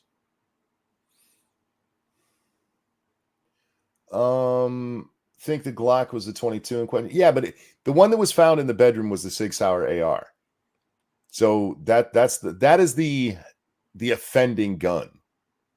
That's the poorly stored one. I think there were some other guns in a safe and in various other places, but yeah. All right. Was he discharging the weapon, the firearm in the house? The bail, Robert. We had the same two questions, I think, as well. And if I made a mistake, I'll correct myself on Twitter. They were saying 50,000. What was it? Unconditional. It was a UR. It was an acronym they used, and it sounded like it was $50,000 bond or all of these conditions. When in reality, what was agreed to was 50,000 and a bunch of conditions. Correct? No, it's or. So Minnesota's unique. Most states, that's always an and. In Minnesota, I can tell you why they're doing this. They're doing this to evade constitutional challenges. Though they don't evade it in the process, because you can't impose a monetary fine on the assertion of your constitutional rights or remedies. That would be a form of unreasonable bail under the Eighth Amendment, just as it would be an excessive fine if it were a fine as some form of civil or criminal punishment under the Eighth Amendment. You'd have a hard time in America, even all the way up to the Supreme Court, arguing that you were given the chance to pay $50,000 and have an unconditional release, or you can take these conditions and you don't have to pay the 50 grand. And saying that that's an Eighth Amendment violation. Yeah, most of the time when they apply the Eighth Amendment, it's undue burden, like you're indigent and you can't come up with $10,000 or $5,000, whatever the percentage is, to get the bail bondsman. then you could say it's basically extreme hardship.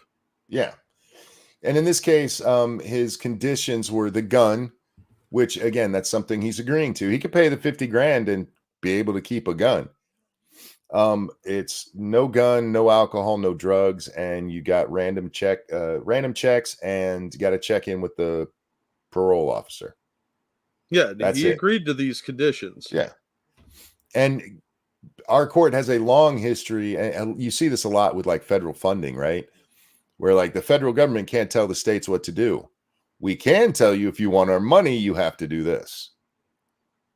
So this one is just one of those.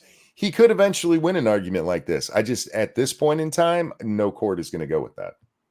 Yeah. We'll find out more of what he can make appeals for as the paperwork gets released. Until then, 99% of what's being said is speculation. My problem here is, what if the person can't afford it? Well, that's, I mean, one of the reasons why they have this system. It's actually not a bad system. I get what Barnes is saying about the gun part of it. I could see that as kind of a Second Amendment issue. But by that token, alcohol's legal normally. Granted, we don't have a constitutional right to drink alcohol. Believe it or not, it is illegal in some places still. We do still have dry counties. Mm-hmm. But I do like the idea, because some people do get caught up in the system and just end up in jail for a long time because they don't have $5,000 to get out for the next 6 months until their trial. Yeah. And that's not right either. So what Minnesota does is be like, hey, you can either pay this bail or just don't be a douchebag for a couple of months. Just saying.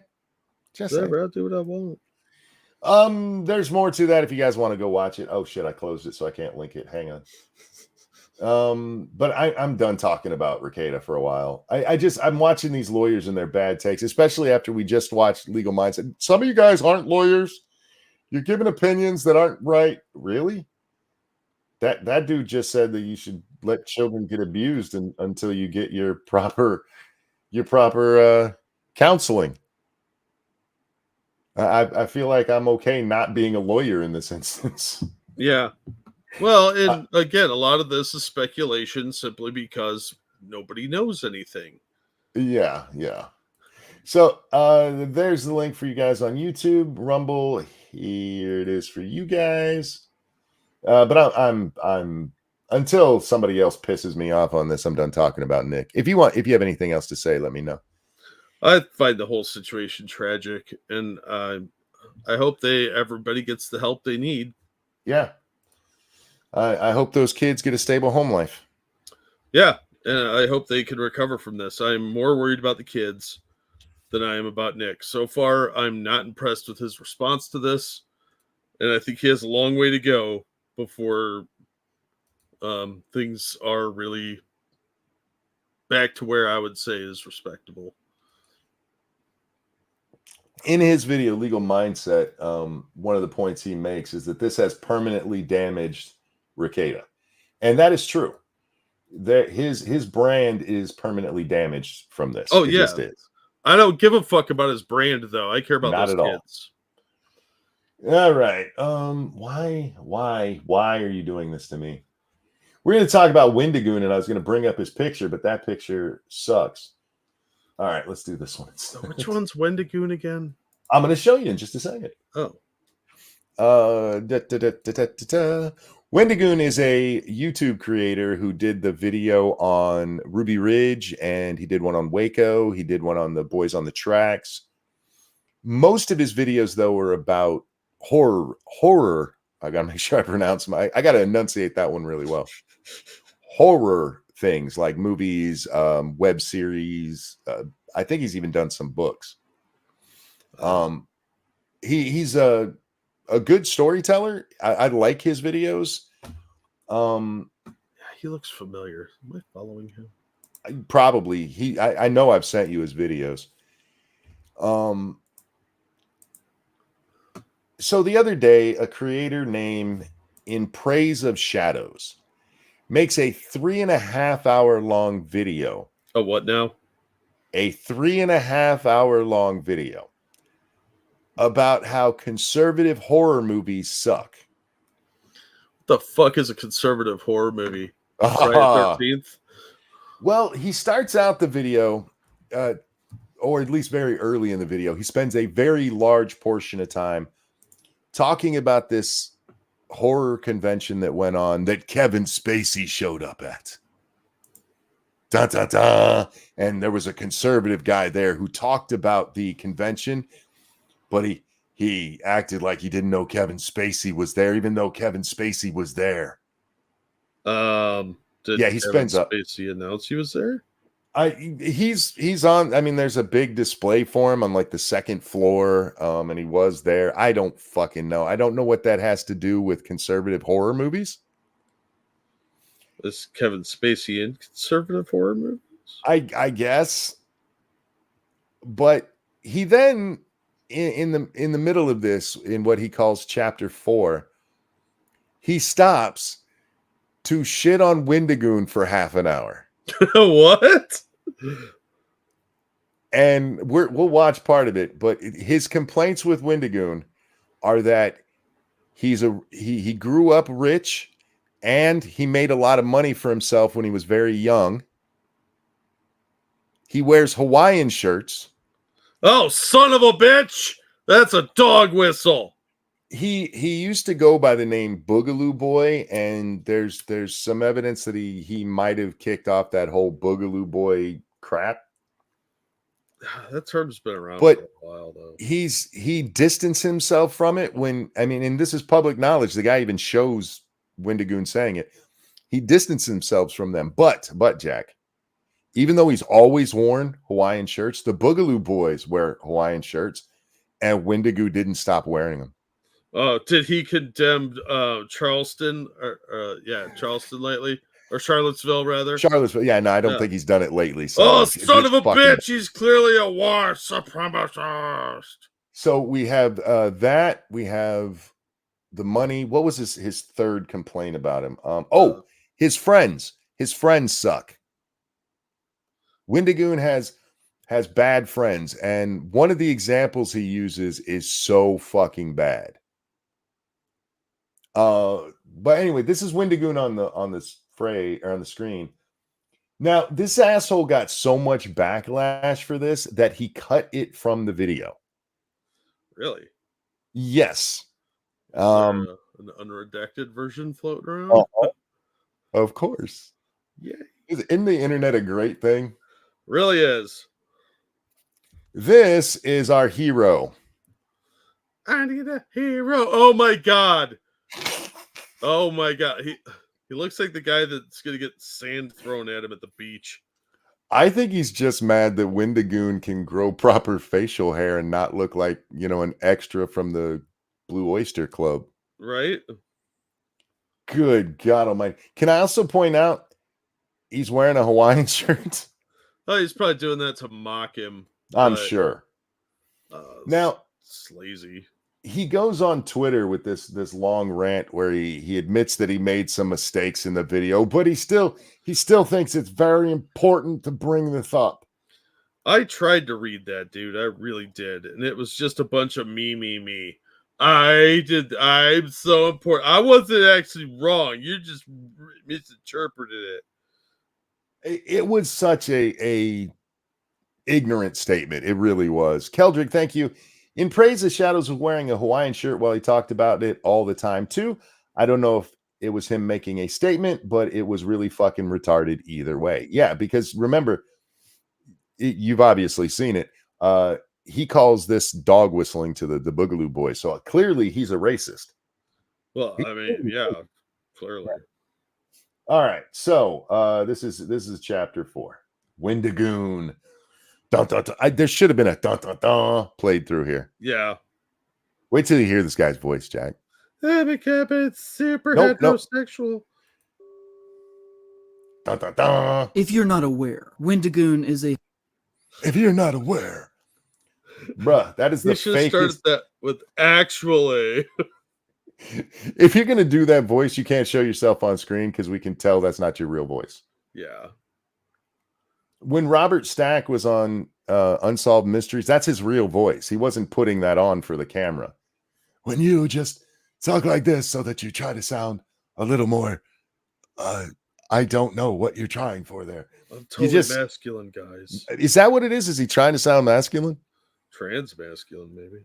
A horror conspiracy theorist YouTuber with several million subscribers that, as you will hopefully come to see, should not be seen as the wholesome, southern, friendly dad persona that he has publicly constructed around himself in the past. Can I just point out this is in a video about how conservative horror movies suck? Wendigoon doesn't make movies. Does the monkey.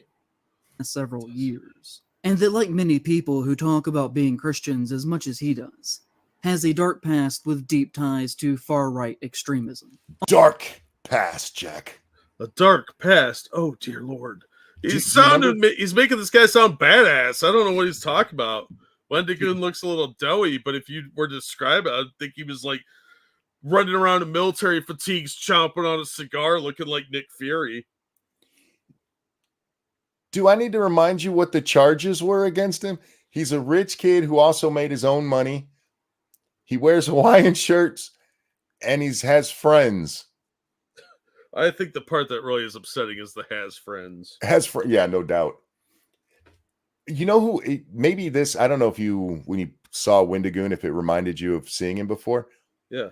If you watch him, he looks a lot like Rob McElhaney from the guy who plays Rob on Always Sunny. They have a lot of the same, not just facial features, but like mouth movements. Yeah, he does look kind of like Chubby Mac. Yeah. Everybody was like, look at that guy. He's a monster. I missed that. That was so funny. Oh. All right.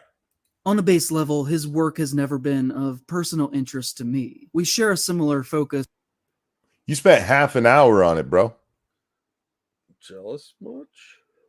It's not of personal interest to me. You just really need to know this. On topics that we like to write about, but our similarities basically in there.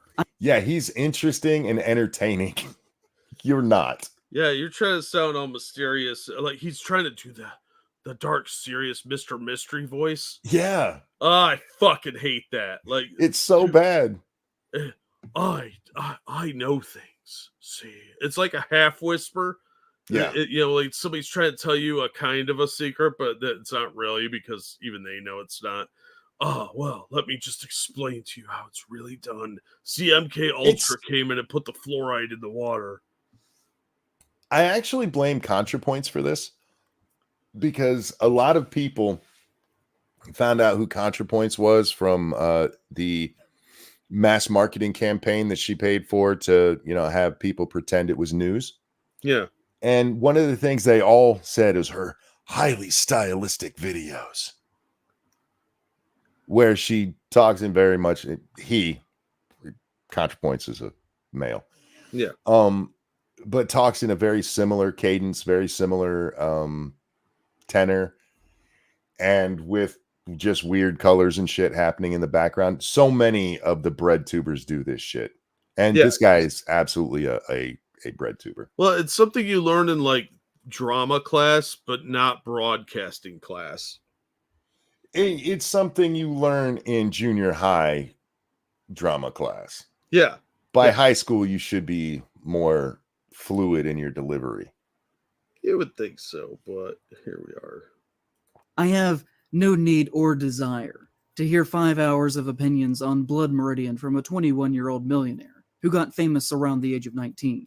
And I that's a bit of jealousy right there. Was there not just dripping with he's more famous than I and has money? Yeah, there was a little bit of bitter envy there.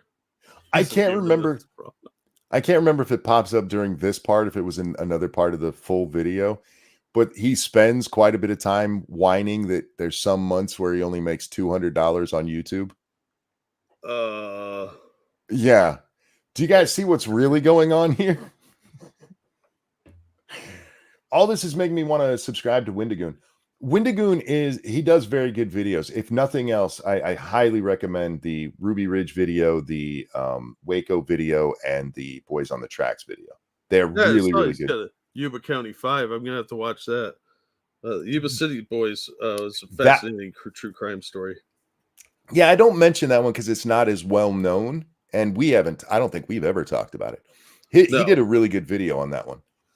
Yeah, I've got a bunch of the original newspaper articles about it. It's a very interesting case, but we'll talk about that off the air sometime. No, that is probably No, the most boomer thing It is that I've the ever said. bitchiest thing you might have ever That- said. That Although kind of I doubt roboted. even that. That roboted for us. Can you go back a little? Yeah. Around the age of 19. And I know that is probably the most boomer thing that I have ever said. No, That It's was just- just kind of catty. it's just he bitchy. Yeah. And even then, I don't think it's the most he bitch thing you've ever said because I can look at you. Yeah, I'm pretty sure he bitch was probably stenciled on a sweater he had at some point. Yeah. Yeah, Cirque says I recommend Wendigoon. He's good. Yeah, he really is. I've watched videos of his that I didn't care about the topic just because he does. I like the way he presents stuff, which is probably a dog whistle to the Boogaloo Boys. I guess I should. I disavow the Boogaloo Boys. And Jack, when I was in late elementary and most of junior high school, I did have Hawaiian shirts. I don't think I've ever owned a Hawaiian shirt, but maybe I'll make bowling shirts right wing. Oh, there you go. Because and I'll blame Charlie Sheen for it. I like Hawaiian shirts. They're very comfortable. They look like it, but I don't live in a hot climate, so I live in Ohio. Ceiling Cat, thank you so much. Nothing like watching a YouTuber with 500,000 subscribers get masturbated by the corner demon under his desk. Can I get down from the ceiling yet? My eyes are bleeding. Ooh, woo. Thank you so much. All right. Where are we? Trying to find my mouse. There it is. Oh, while you're doing that, thank you, Apologies for Keldrick. that. That's not a boomer thing to say. That's a commie bitch thing to say. Right. Fair. And I know that is probably the most boomer thing that I have ever said. Apologies for that. But I say that to argue that I really do think that there are some works that are really not intended to hit the right way until we are older. There are some works that fundamentally will not be understood by you if you are wealthy and have always been upper class your entire life. Your entire life. Oh, it's so nasally. Ugh. Oh, I hate Well- this guy. It's like it's like Will Wheaton trying to do an Orson Welles impersonation. I don't know if we'll get to this because I mean this is 35 minutes and you know how long that'll take me. But there's a part where he's pointing out that Wendigoon has always been rich, and the way he points this out is that Wendigoon said that his grandfather made quite a bit of money in let's call it criminal rackets. No, like a he ended up- Kennedy. Yeah, he ends up going to jail. His dad takes over, but then he says this and lost everything. He glosses over the lost everything part as though Wendigoon was just still rich the whole time. I have no doubt that living a life of privilege your entire life you're never going to understand what it's like living in Compton. But you can, learn. Yeah, I mean, you might not. empathy. Yeah, you might be one of those people like, well, why didn't you just go to the store and get food? You know what I mean? But most people aren't like that. Actually, most people like that tend to be on the left. Yeah. Coughs and bread tube. Do all bread tubers sound like Ethan is online? No, they all sound like ContraPoints. And this may all sound condescending, but that doesn't stop No. it from being. You don't know what words mean because that didn't sound condescending. It sounded bitchy. I mean, I'm okay with it sounding condescending as well as bitchy because there's a heavy amount of jealousy here. That's the problem with it. And I get what you're saying where you can read condescension into it. But this is all just strictly jealousy. This is just, oh my God, he's more famous than I am. He gets money. People like him. For the record, this is all because of a 2-year-old video that he got criticism for. Wow. He did a video on The Hills Have Eyes, and a whole bunch of people ripped into him, and he's been pissed off about it ever since. This dude? Yeah. Did he not like the movie, or? I have no idea what his take on The Hills Have Eyes are. I could not tell you. Wow. But yeah, that's what the genesis of this entire 3.5-hour video was. Sounds kind of bitchy and petty. So I got to take down Wendigoon because he's got people who actually like his content. That's what I'm hearing. This motherfucker has like 100 and some thousand subscribers. Make good content. People will come watch it. Or don't, whatever. Instead of spending 2 years pissed off that people didn't like one of your takes. Do you know what would happen if I spent 2 years pissed off at every time somebody didn't like one of my takes? Again, this goes back to like, don't search yourself. I'd have to be alive for like 100 years. Right? This guy's like a big YouTuber too, isn't he? He's not Wendigoon big, but he's big. Let's see. Oh, wait, this isn't his channel. I have to look it up. In search or in praise of shadows has a terrible name for 395,000 followers. Well, what's he fucking whining about a 2-year-old video for? You got that many followers and you're fucking whining about some things somebody bitched about ages ago? Grow up, dude. I got videos that just came out like a week ago that get criticism, and I'm like, I don't fucking care. The Hills Have Eyes didn't have enough Hawaiian shirts. That's true, it did. All right. Being somewhat true. I don't mean that to think that you shouldn't be able to say or publish whatever you like at any point in your life. You're obviously free to do so. And I also don't want it to be seen as if I'm talking down to young. It's exactly what he's implying. Shut up. This isn't meant for you.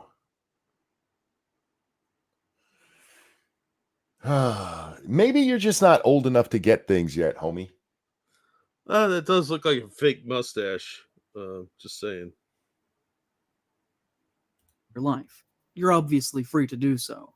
And I also don't want it to be seen as if I'm talking down to young people, because I'm not. Politically, they are free. You're talking down to people you don't like. He looks like a 12-year-old with a fake mustache. I guarantee you that if some 20-year-old liberal repeated his criticism or praise of The Hills Have Eyes perfectly, then he'd be like, they're so smart. Instead of being like, hey, you're too young to understand, so why don't you just shut up for a while? Assassin asked, did Wendigoon rip on this guy's critique of the movie and he took it personal? Not that I'm aware of. And to his credit, Wendigoon he has a comment on this video. Remember, it's been cut out now. But where he says, if anybody's here to insult people in my honor, don't do it. I do not support that. Don't do that shit. And he even says, I'm sorry if anything I've said has brought hate or anything onto you. That's not my intention. Tells him that he actually likes some of his work. Wendigoon was a stand-up guy about this. Of course he was. If it was me, I'd have told this guy to go get fucked. Which is what Brandon Buckingham basically did. We'll get to that. Frequently the most with it, and their voices should be heard on issues that pertain to them. They're See, wait, that got cut off just a little bit there because of where I paused it. free to do so. Listen. And I also don't want it to be seen as if I'm talking down to young people, because I'm not. Politically, they are frequently the most with it, and their voices should be heard on issues. Just not if you disagree with him. Yeah. I think young people are stupid, and I don't care about their opinions overall because they haven't had the experience or the attention span to actually get anything right. It's occasionally has come up that they do, but not very often. Yeah, and if you're talking about something like Wendigoon, who this chapter of his video is related to, show me where he got something wrong if that's going to be your argument. You know what I mean? Yeah. Young people can, whether it's from other sources or actually thinking things through for themselves, defying the odds these days, they can have good takes. Yeah. Just a lot of them don't. That you have to demonstrate that your take is worth listening to. Yeah. Now, I might bash on people and say, hey, their take is dumb because they're kids, but here's what's dumb about the statement. This is what they got wrong. I never just go, oh, they're stupid because they're young. Well, I mean, sometimes I do that. If you're talking in general, do I think younger people are stupid? Sure. But we rarely, usually when we're talking about something, it's because there was something said or a video made or something like that, and we address the video while calling them stupid for being young. We don't just go, you're dumb. You're too young to get it. Well, yeah, and one of the problems young people have is a lack of life experience. Yep. But that's either here or there, I guess. Well, you also have to know, I don't know if it comes up in this point, but at one point in this video, he's talking about Nightmare on Elm Street, which, by the way, he fucks up. Because he's talking about the original movie, and he mentions that Freddy Krueger was a rapist. That's not in the original movie. No, he was a child killer. He was a child killer. That is all they say. It was kind of implied that he might have been a rapey person, but it's not. I went back today just to see. It's not even implied. The only thing they say is he was a child killer who killed 20 children from the neighborhood. That's it. Yeah, that's not rape. That was added later, was it? For like it was. I think it's in 3 or 4 that they add that part. Yeah. That is retcon. The original movie, he was just a child killer, and people forget because we do have so many fucking degenerates. There are people who just kill children. Serial killers don't always rape their victims. No, some of them aren't pedophiles. They just like to murder people. Yeah.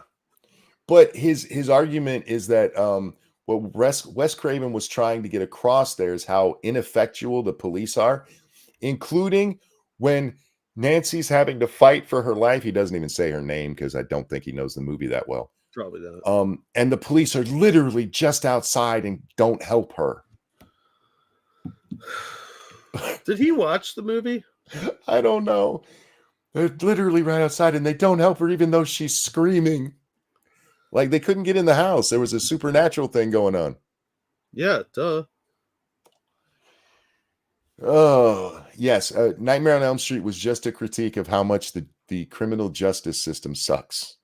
Now, if he was talking about Jeepers Creepers, the cops were bungling retards in that. That movie is only good for the first 10 minutes or so. And it had Justin Long, so obviously not a good movie. But Friday the 13th, no, that you can't make that argument accurately. You mean Nightmare, but even in Friday the 13th, where you do have some bumbling, you have to remember a lot of the times that you have the bumbling police in these things, you're dealing with a supernatural force, and you don't really want police who are running around just shooting it every time they hear there's a ghost. As a general rule, I do not want that in my police officers. There's a spooky ghost in town. Shoot anything that moves.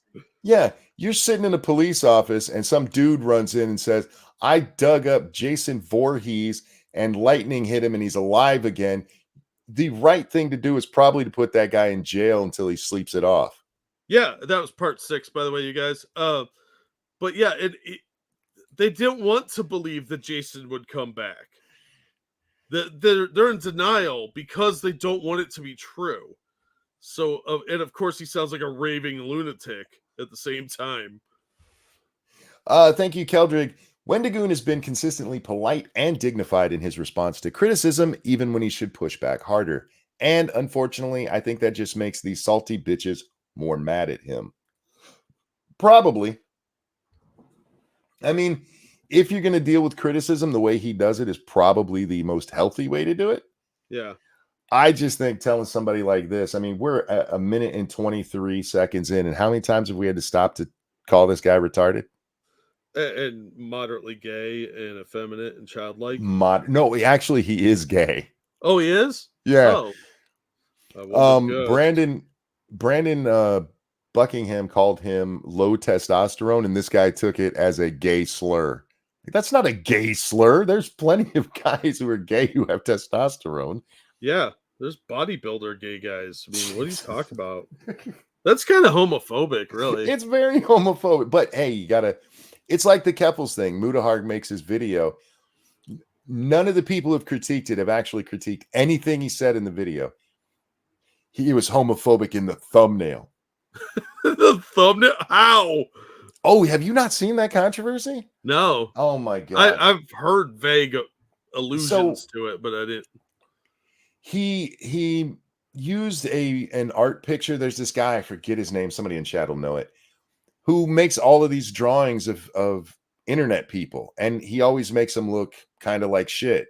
They're sweaty, they got dark rings around their eyes, and all they did is he used that picture, and that was homophobic, or sorry, transphobic. To what? Look moderately sweaty? Yeah, apparently. But that has become the thing. He's a transphobe because he used that picture. Dave, nobody will address a single goddamn Just a Worm, thank you.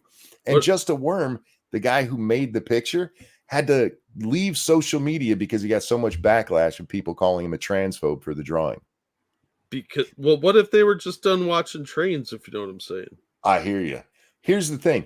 That guy, Just a Worm, has made an almost it's in the exact same art style of Mutahar, and Mutahar has used that picture.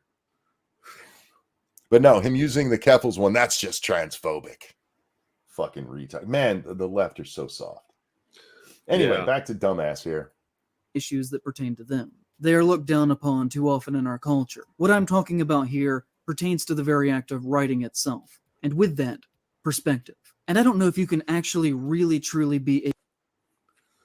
It's like listening to gay Charlie Rose. Okay. Young people can be some of the smartest people ever. They just can't write it down. Because they intuitively know it. That's what Al Gore always said. Was that his argument? Because that's what it sounded like his argument was. Did sound like that's what his argument was. Hey, look, they're some of the smartest people. But what I'm talking about is specifically writing. I mean, sure. All right. Wendigoon, I mean, I guess you could argue he writes scripts for his show or for his videos. But we're not talking about a long dissertation here. Yeah, it's a fucking YouTube video, dude. It's not his senior thesis. Yeah. Self. And with that, perspective. And I don't know if you can actually really truly be a good cultural critic with a voice that has a definitive perspective without...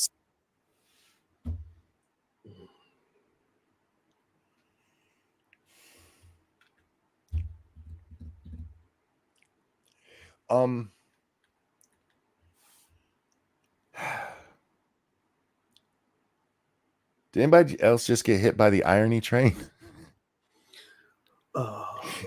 It went by. I didn't pay much attention to it. This is a video called "What's Wrong" or something like "What's Wrong with Right-Wing Horror Movies." You're clearly never mind. Be a good cultural critic with a voice that has a definitive perspective without several years of genuine independent lived experience away from the home that you were raised in. And in his case, he became exceptionally wealthy by the time that he was 19 or 20. And so if you leave the home and immediately become famous and rich without having to ever actually truly struggle, can you be considered to have ever actually had lived experience at all that would qualify you to give criticism on works of art about the experience of average and poor people? Yes. Because your background is not as important. You might be able to say that, hey, this is where it's colored. But again, you have to show how it was colored by that and how it's out of touch because of that. You can't just say, oh, he can't actually have an opinion because he grew up rich and then he got independently wealthy. That's meaningless, motherfucker. I do not know how Wendigoon did not just tell this motherfucker to go fuck himself. Yeah, this is kind of stupid. I would argue not. And if that is the case, why would your perspective matter as a critic? Not to mention the fact that Wendigoon was raised... Can you, not growing up rich, make an informed opinion on whether or not people who grew up rich can have an informed opinion on people who didn't grow up rich. Oh, how dare you use my logic against me? Raised in a very wealthy family, and with that comes from a wealthy perspective. He himself has inadvertently admitted that his family at one point had millions of dollars. When he said once on stream, "Would you believe me that when my dad was young, he used to be in an organized crime gang and is now a Sunday school teacher? Very wild life that guy's lived. He was in an organized crime gang that my grandfather ran. A lot of bad things went down. They got investigated by the FBI. My grandpa went to jail. My dad had to testify and tried to take up the business. The business fell apart, and he ended up losing millions of dollars to the state. Lost everything." That son of a bitch. Turning his life around, redemption arc. What? I just want to point out that it's right there on the screen. He put the words up there. He's reading them as well. Lost everything. Hey, dumbass. That might be a clue that he had a little taste of the poor life. I'm just saying. Given that Wendigoon is in his early 20s and he's speaking about this and about it, how his dad completely turned his life around, I'm guessing it didn't happen last week. You don't know. You know, I got nothing. This fucking. Everything. Found God, became a Christian, and is now both the best man and the best Christian I've ever met. I like how he also said it. He inadvertently admitted he was a rich kid. So he also admitted his dad was a piece of shit criminal who squandered his life, turned it around, became a really good person. You know, like the apostles. He didn't mention that, hey, he accidentally let us know that he was poor too. You fucking idiots. Wendigoon is doing a podcast with Penguin Zero. Is he really? Long form docs with awesome viewing. I didn't realize those two were working together. I'll have to check it out. I know I've seen them together when Charlie was doing his show with those other three guys. I know Wendigoon was a guest on there from time to time. But also, I'm not even here to criticize his body of work. I think his videos are very uninteresting. Then why are you talking about him? Because he's young and grew up rich. I don't fucking know. Remember, this is about right-wing movies. I'm not even here to talk about his criticism. That would be the only thing that was even kind of relevant to this. The only thing. But don't worry, he's got some more to say. This is weird, man. It's very weird. But ultimately, that is secondary to what makes him worth talking about. Oh. The first of which are the very strong beliefs that he seems to hold as important, that are, in my opinion, the antithesis of what horror should be about.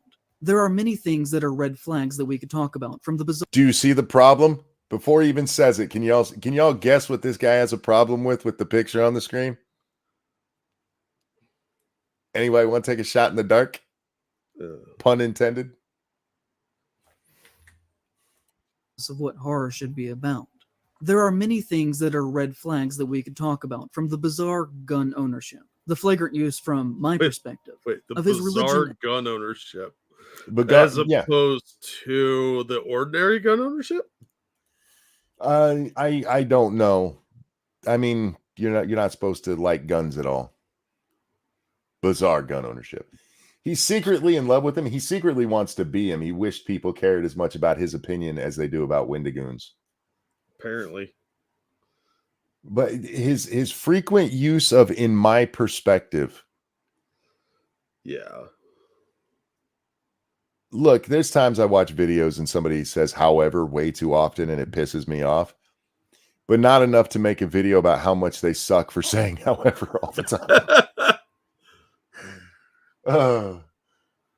But this is wearing Flextrum, which is camouflage for the Germans. This is a red flag because he says "in my perspective." What is red flaggy about that? Look, this guy just doesn't like Wendigoon, who looks mildly Arab in that picture, by the way. He sometimes does. I don't know what his genetic makeup is. It's probably an Italian. Thank you, As a Evolved Potato. Well, Wendigoon said his dad was rich and lost it. When did he lose it? Because if he lost it before Wendigoon was born, that's not saying he grew up rich. Look, your hate True. facts have no place here. He doesn't like Wendigoon, ergo Wendigoon bad. bizarre gun ownership.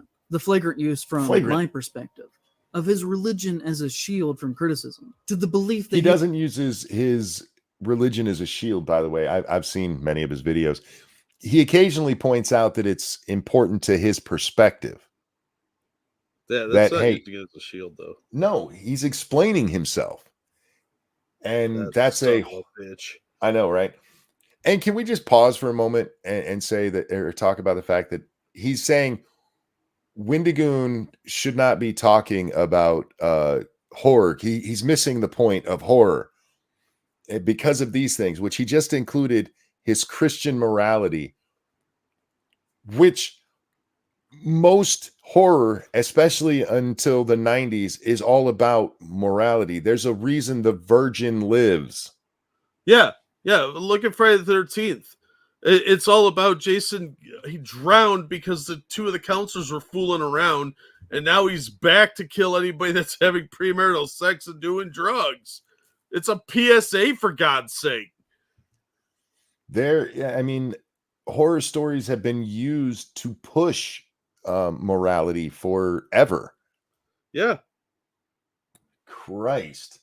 How dare this guy with his Christian religion have ideas on what horror means, since he clearly has more of a fucking reason to talk about it than I do. He doesn't like these Easter worshippers. he at one point followed many far-right accounts on Twitter, from Kyle Rittenhouse to Parler, the social media website where the January 6th insurrection was in part planned. People said, Facebook? Facebook? Yeah, right. That's not what he meant, but let's be honest. Facebook had more to do with January 6th than many other sites. Most other sites. Yeah. He only followed them, but that doesn't mean that he agrees with them. But there are screenshots of tweets that may have been deleted. All right. It doesn't mean he followed lots of people that I don't agree with. But specifically, he just put up a clip from Twitter of the moment that Rittenhouse was found not guilty, and Wendigoon tweeted, "The moment it was announced not guilty on all counts." So that's accurate. I've seen that from people who hate Rittenhouse. Yeah, is Keith Olbermann right winger now all of a sudden? He said, by the way, Rittenhouse didn't do anything wrong, dick. I mean, other than being there in the first place, but nobody should have been there. You're not supposed to say that part. Hate fact. They clearly, in my mind, show a support to Rittenhouse. Although, since I did... I mean, he gave away the game there, right? In my mind. Yeah, in my mind, I found on anybody that would support Rittenhouse because he killed all those black people. Nobody cares. And other than showing this right here, which does not have, I mean, there's not even like a smiley emoji in that tweet. It literally just says the moment it was announced not guilty on all accounts. Yeah. So anything in your mind literally is just your take on it because there's no other context given. Did not take these screenshots. They do have to be taken with a grain of salt. But in relation to everything else that we're going to talk about here, I didn't take these screenshots, so they need to be taken with a grain of salt. One, you didn't show anything that was a bad thing in there other than you showed Wendigoon followed Rittenhouse, and he showed he literally just said the news of the day that day. That monster. But why would you include something in your video that like, I didn't take these screenshots, so take them with a grain of salt? Why wouldn't you go out and get something? This matters to you so much. You made a 35-minute chapter of a 3.5-hour long video about it. Why wouldn't you do the actual research on it? Frosted, I can't read that because of the first 3 letters. But thank you for that donation. He says this guy's really reaching. I just can't read that part. Well played, though. Well played indeed. To me, it seems to fall in line with his general beliefs. These have been widespread across the internet, and to my knowledge, I can find no examples of him directly saying that these are not real. So He didn't disavow it, Jack. Oh, it means it's so totally true. Maybe he didn't disavow it because what you're about to say is as stupid as, oh my God, he has money. he may or may not have actually followed these accounts or supported them. But I do not believe that he has ever outright said that this did not happen, so take that as you will. I follow the Krasenstein brothers, Jack. You do. It's true. And I've seen you. and look, he may support Rittenhouse, but nothing that was just shown there actually suggests he supports Rittenhouse. He was just talking about an event. Whether he supports it or not, it's not your business. Why do you care? Thank you, Q. I'm way behind on the stream. Sorry, we don't have a proper timeline yet, but from executing Nick's warrant to booking in jail was only 50 minutes total. There may be a legit 4A claim regarding execution because the police could have entered the house unduly fast. From the execution of the search warrant, that is from the breach of the door, not the whole time they were there. Because they had to wait for Nick to show up. But anyway. We could talk about his past and supposedly being a founding member in an online conspiracy theory group that, according to him, snowballed out of control into being a white supremacist neo-Nazi organization called the Boogaloo Boys. His online username at the time was Boogaloo Boy, and he claims to be the first to have started using it, but that he left the group and became Wendigoon after things started to get out of hand. And do you have any proof that he didn't? I've already told you what his proof is. Yeah. I highly suspect that Wendigoon was not the inventor of the term Boogaloo Boy. And this is not a conspiracy theory in itself. Shockingly, he literally has said so in writing. As you'll see, he was just like, oh geez, sorry guys, about starting a violent hate group, guys. Sorry that people got killed. I totally didn't mean to do all that. My bad. I'll do better next time. Did he do that? Because I don't think he did that. It sounds like it was co-opted. Yeah, and this is just poisoning the well because he's going to show what Wendigoon said. And remember, he just like, sorry, I got people killed, guys. Also, it should be noted that the Boogaloo Boys are known for wearing Hawaiian shirts. And guess who else always has on a Hawaiian shirt? There it is, guys. The smoking gun or the smoking laundry, as the case may be. He's always wearing a Hawaiian. You're wearing a Hawaiian shirt, Dick. And even if you were doing it to be silly here, you're actually in a Hawaiian shirt. So this would be a dog whistle. Yeah, fucking dog whistler. Despite the fact that he publicly totally does not share in their beliefs, guys. I'm just saying that if at the very least I, in any way whatsoever, somehow accidentally, inadvertently, started a hate group, I wouldn't continue to still dress like them if it were me. Who are you to dictate his fashion? He's not dressing like them. Okay, from the timeline here, Wendigoon accidentally starts this thing. They all start wearing Hawaiian shirts like him. Yeah, it sounds like they were stealing his look. But oh, dude, I can't wear those anymore because douchebags started using it. I saw somebody who did a response to this like, oh my God, Wendigoon wears shoes. Hitler wore shoes once. Yeah, that's the same argument. It is. It literally is. It would make me look like I still believed in their cause, and that I just couldn't talk about it because people would publicly get mad at me. Or it would look like you always wore Hawaiian shirts. It's been part of your fashion since before Boogaloo Boys. It is verified part of your fashion sense before they ever existed. And he just really likes the fucking shirts. Yeah, this is fucking dumb. This is more of that lefty logic. If, you put a flag upside down, you obviously associate with January 6 people. It's not that has a historical precedent for 150 years. No. This is so fucking lazy. This is baby brain logic. Yeah, I'm going to skip over the part where he reads I'll throw this into chat for you guys when we're done. Wendigoon tells the story here of how he called himself Boogaloo Boy and was wearing this, and people start, coming in and, yeah, we're Boogaloo Boys, and then it starts to turn into something he doesn't want it to be, so he leaves it. He never's like, I'm sorry I got people killed. And as I pointed out already, Jack, Wendigoon gave a very nice response to this on the guy's video, telling people not to fuck with this guy. Does that sound like the kind of, maybe he's just really good at hiding it, but does that sound like the kind of person who's like, I want to get people killed? That's clearly a dog whistle. Yeah, if he was that kind of guy, he's got enough fans that he could just destroy you, dude. I mean, you took the time to do that for him, but still. I sort of want to see this guy make a video on Jim and watch the chaos ensue from the comfort of my home and a bowl of popcorn.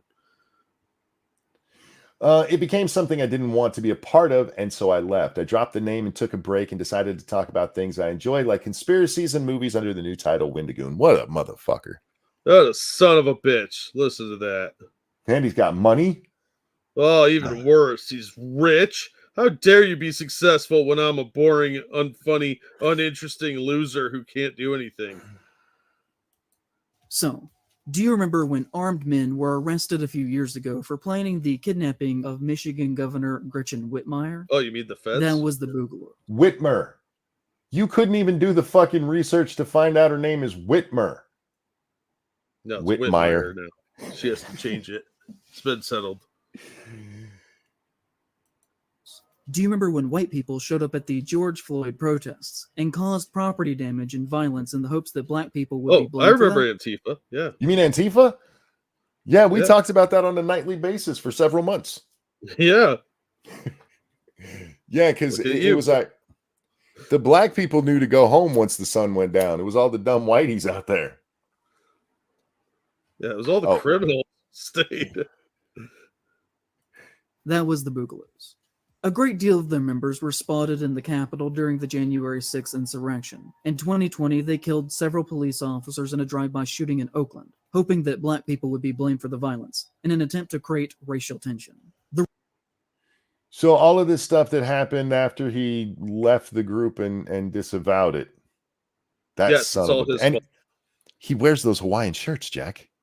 And Hawaii is notorious for being a right-wing hub. Stupid idiot.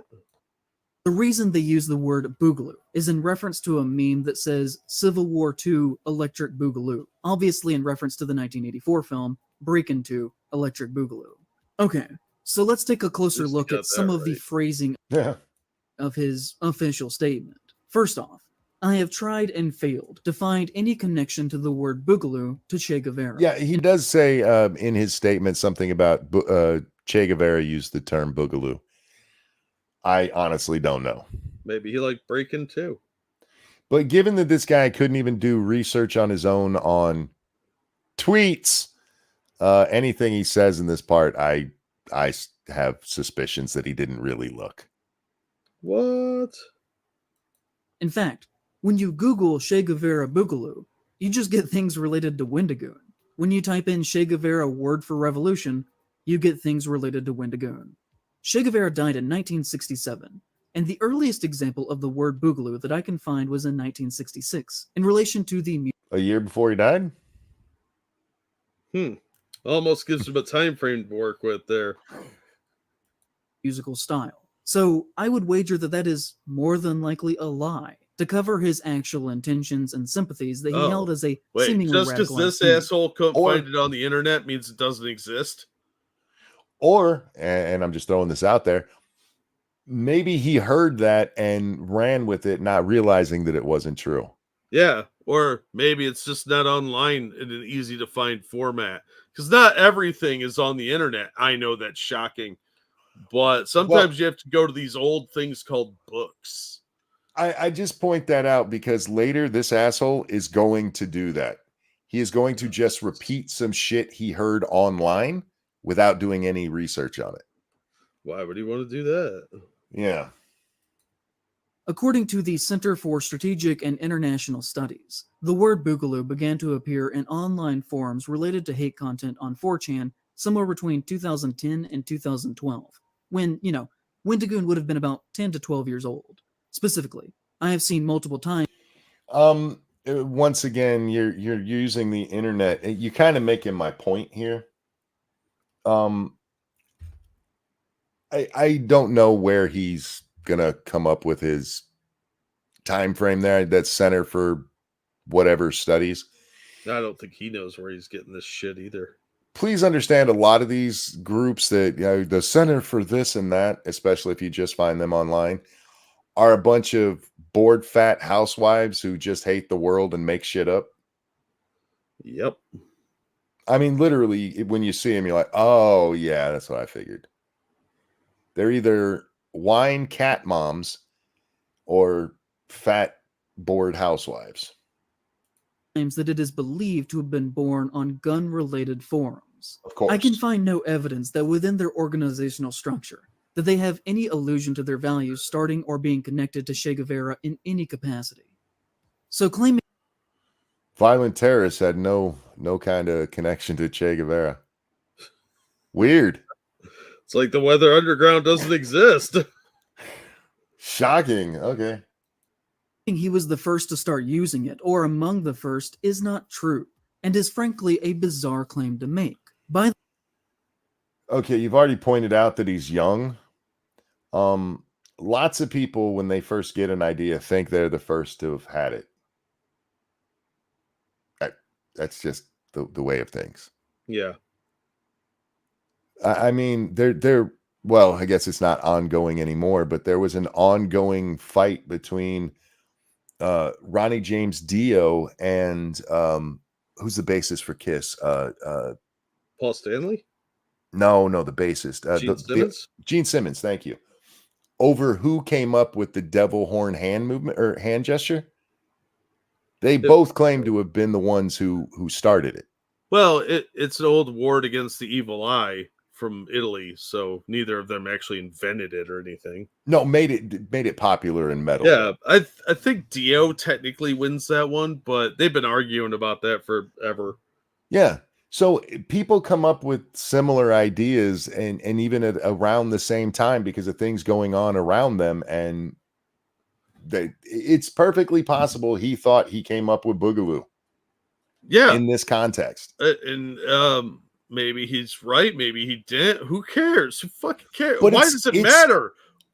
It's weird that when it comes to just generally speaking, Wendigoon is just too dumb to get it. But here, no, he must be the smartest. He knows. He's clever that way. He's clever. He's like Trump. He's a retard and a super genius at the same time. By the time he would have made his Boogaloo Boy username, the word would have already had a near decade of being entrenched into the deepest layers of alt-right internet radicalized extreme racism. He wants to simultaneously be seen as distance from the organization, but still dresses like them on a daily basis. What he was supposed to, he is rich, Jack. What he should have done is thrown away all his clothes and gone and gotten new ones. Yes, obviously.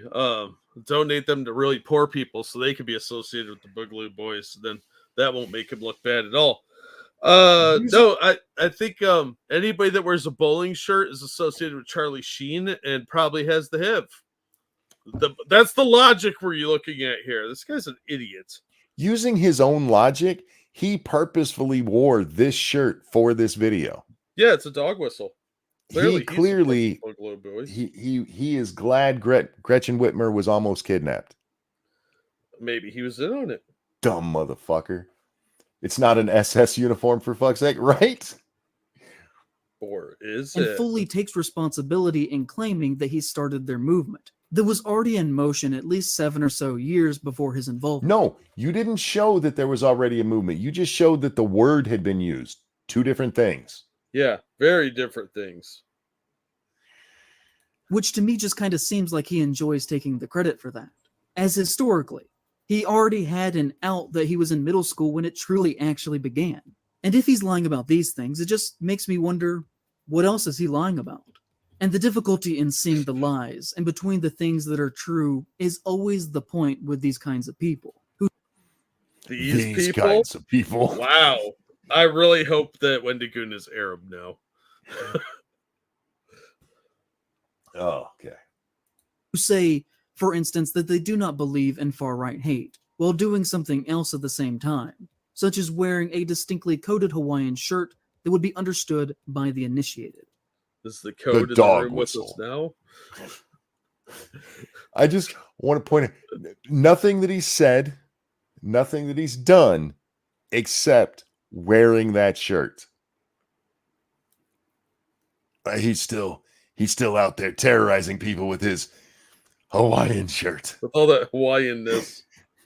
Jesus. Fucking dumb. This guy wrote a script for this, recorded it, and posted it to the internet. Wendigoon, why didn't you call this guy a dumb shitbag? It's what he is. Yeah. As Jared Thompson puts it, who works with the Transnational Threats Project that focuses on the evolution of digital terrorist networks, Boogaloo memes and slang are often deployed in similar formats and using similar language to more mainstream internet discourse, creating a challenge in parsing the difference between complex inside jokes and memes that are used as a tool of Boogaloo extremism.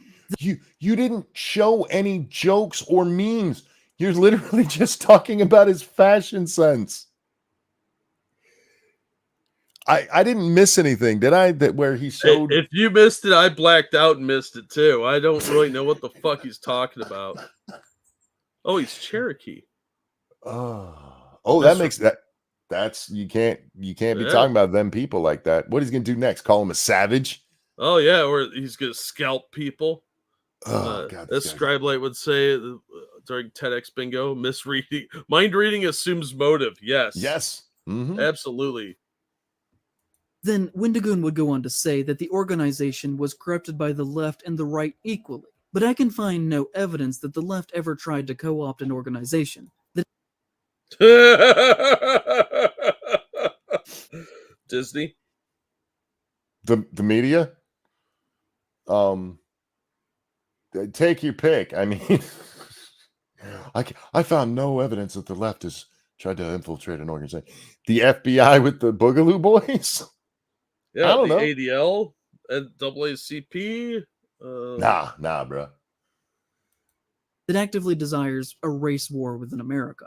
Just on the surface, that makes no sense. And on top of this, people who are centrist or on the left do not use the phrasing Antifa members.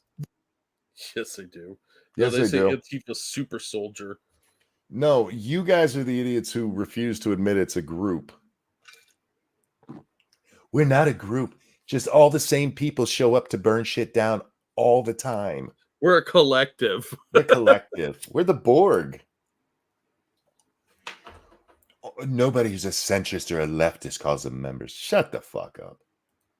The only people who say that are the ones that see Antifa as some sort of homogenous radical left-wing activist group. Has he not seen like the same 30 people at everything going on in Portland? Because they look pretty fucking homogenous to me. Opposed to a general term for anti-fascist movements. Okay, you just said. Never mind. What does what does Antifa have to do with any of this? Fuck if I know. I'm really confused. He's all over the place. Well, he's not smart. This is just I hate Wendigoon, and I have to make you hate him too. Yeah, like he thinks Wendigoon is some hardcore right winger, so he starts talking about Antifa. Like there was no segue there. He just started rambling about anti-fascism, which, granted, given that he barely could grow facial hair, I suspect he may be a supporter of. But it had nothing to do with anything. Yeah, I mean, if you want to talk about right-wing extremists and Antifa, you might want to point out that they helped get Hitler elected. Yeah. Oh, do we not talk about that? No, we don't talk about that. Without Antifa, there's a good chance Hitler never happens. Yep. People felt bad for the brown shirts. Activist group. as opposed to a general term for anti-fascist movements. He is kind of telling on himself by saying Antifa members, as if they are a part of an organized political militia. If Boogaloo Boys, as loosely connected as those clowns are considered a movement, then Antifa's definitely a structured movement. If you've ever said Antifa member, it's a dog whistle. You're telling on yourself. Fucking retarded. Let me see something here right now, real quick. I want to see something. CNN Antifa member. Yeah, what Antifa members are really doing during protest. There's a whole page of this shit. Apparently CNN is a right-wing cover group. He probably believes that. I know a communist that thinks that CNN is a right-wing organization. Look, here you go. Antifa members. That's from CNN. Those bastards at CNN. I bet MSNBC has it too. Let's Probably. see. MSNBC. Look, I can spell. They're a psyop, obviously.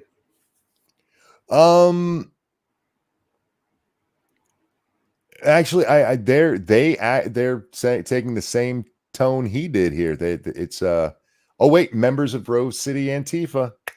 Oh no, it's members. Fucked up. Like many alt-right groups are, such as the Boogaloos. And saying that there was harm and violence perpetrated on both sides is the kind of language that other fascists, like Trump, say to disorient people into not seeing far-right extremism for what it is. For the record, the Krasenstein brothers, one of their favorite things lately is both siding stuff. Oh, of course. So clearly they're fascists.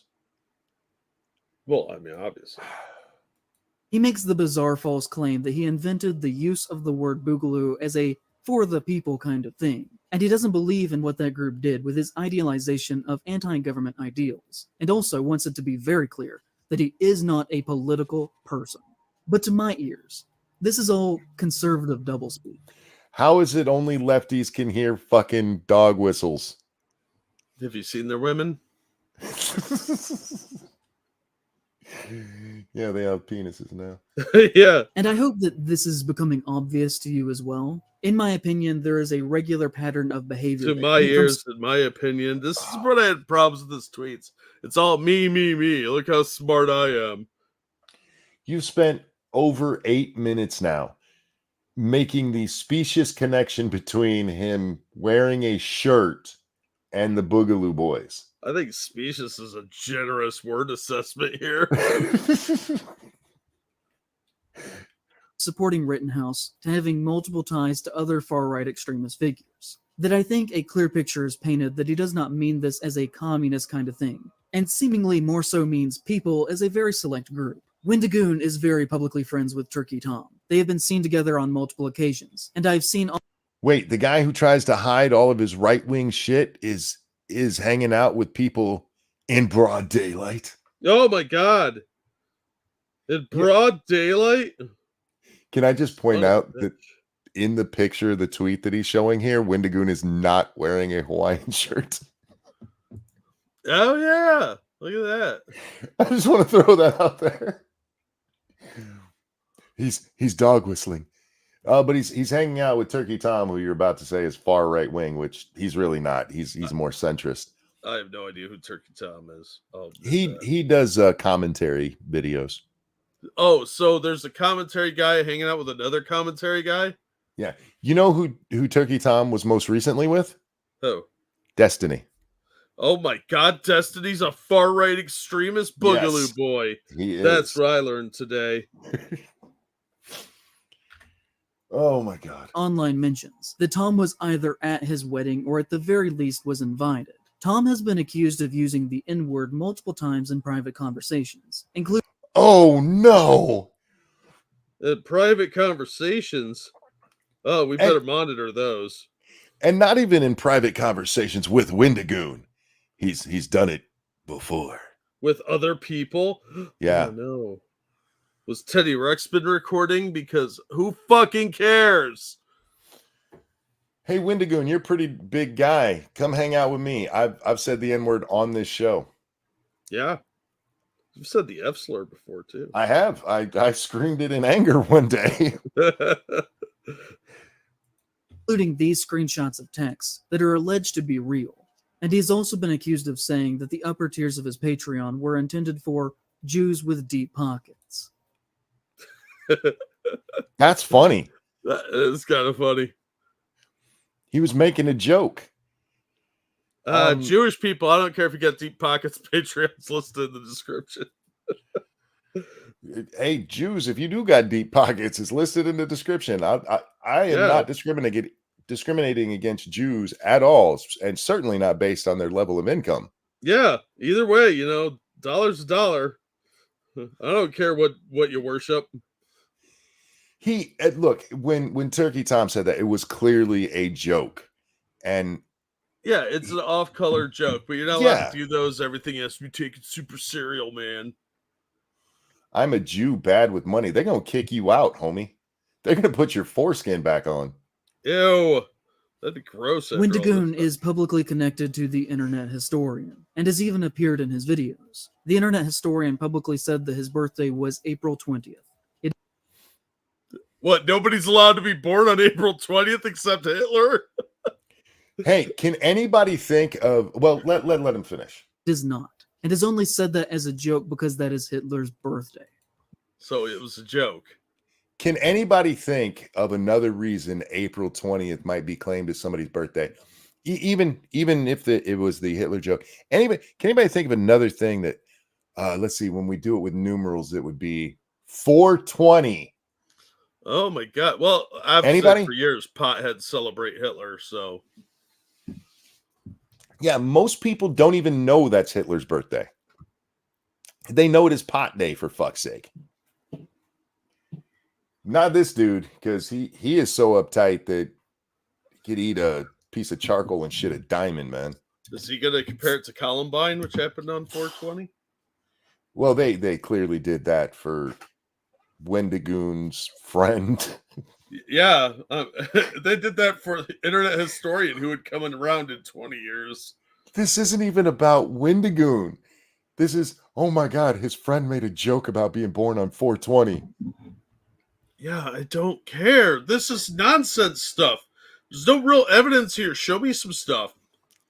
He's just talking about his feelings of things. No, Jack, this is the evidence. What evidence? He hasn't shown anything other than I think, I feel, in my opinion. That's his evidence. Hey, there's a Hawaiian shirt involved, and he really hates Magnum PI. Yeah, I would think the Bugaloo Boys are stealing Magnum PI culture. Is publicly friends with Donut Operator, and even retweeted a photograph of the two of them hugging. He's friends with a cop too? Son of a bitch! Is there no crime this man won't stoop to? He has friends you don't like? That monster! He didn't keep his gay hug in private like a proper gay man. They're not gay. Hug? But he not only took not only did he hug him, he took a picture and posted it proudly. Oh my God! A famous person hugging another famous person.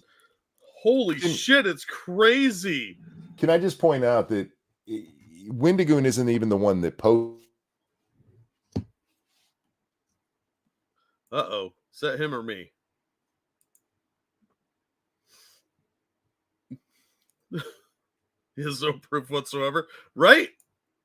This is ridiculous. This is a bunch of, like, random, seemingly unconnected things. Like, just because you associate with someone doesn't mean you agree with everything they say or ascribe to their belief system. That's fucking dumb.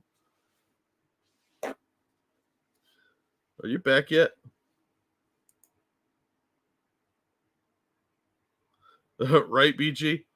It's Monkey. Okay. Sorry about that. Everything just died. I had to reset everything here. That happens. Anyway, what I was pointing out, this wasn't even posted by Wendigoon. This was posted by Donut Operator, and Wendigoon retweeted it. Yeah, so what? I don't understand why this is a problem. Like, he knows donut operator, so what? Like, they met can't- once, big deal. I've met He- lots of people that disagree with me politically. He can't even get this minor point right, though. I'm He knows shocked, donut you. operator, and he posted a picture of him. I mean, technically, he did retweet it, but that's not his post. Anyway, Donut Operator is a gun-crazed, very far-right YouTuber with 4 million subscribers. very far right. He's not just far right, Jack. He's like very far right. And gun crazed is a bit of a buzz phrase. Is Donut a neo-fascist now? No. He's an old school fascist. Yeah, does the guy go around going, I'm gun crazy? Wah! Shooting like Yosemite Sam? What does that mean? That's such a loaded terminology. What's up, Nuts? How you doing, sweetheart? Hey, Nuts. Welcome to the Whose shit career show. consists of him reviewing footage of police officers shooting and killing people. He was once a cop himself before he made more money making YouTube videos and retired. He really hates people making money. Yeah, Hey, apparently dude. he doesn't like cops too much either, but I can Here. put that aside. But he seems to be very jealous of a person. Let me help you out here. Stop the bread tube shit, and you might be able to make some money. All of you got it in your head that since ContraPoints got really big, you guys do know that she bought publicity to do that, right? It was not natural. Well, what gets me is the BreadTube has this problem of envy. Yes. Well, they're commies. Of course they do. Yeah, but maybe make better content instead of sitting around bitching about how jealous you are, making yourself look like a petty little high school girl. Yeah. People will come watch your stuff more. Probably not because all of their stuff sucks, but this part is wonderful. His content is very pro-state, pro-cop, pro-gun, and pro-death to people who don't share his beliefs propaganda. For example, one of his videos is titled, Predator Takes Shotgun to the Face, and Was the guy a predator? Jag, what do we mean when we say predator, generally speaking, online? Kid Diddler? Child predator. Yeah, or, the alien from Predator. Yeah, true. Yeah, I mean, which there are yeah. other types of predators, but generally speaking, that's what we're talking about. And can you guys believe he has this video about a child, somebody harming a child got shot in the face? Oh my god, what a fucking monster. I mean, I'm okay with it. Like, I see a hostage rescue video, the Acorn cop shooting, which I'm sure he made fun of and wasn't supporting. This guy just, first of all, it's pretty obvious he has an issue with cops. That's fine. Oh yeah. But it comes off because he mentioned money as a bit jealous. Uh-huh. And he's really jaded that, like, maybe these guys getting more views than him too. Oh, yeah. He had to mention the subscriber count. It features a picture of him smiling in the corner of the thumbnail next to an image of a terrified man about to be executed by cops. He's not actually smiling in that picture.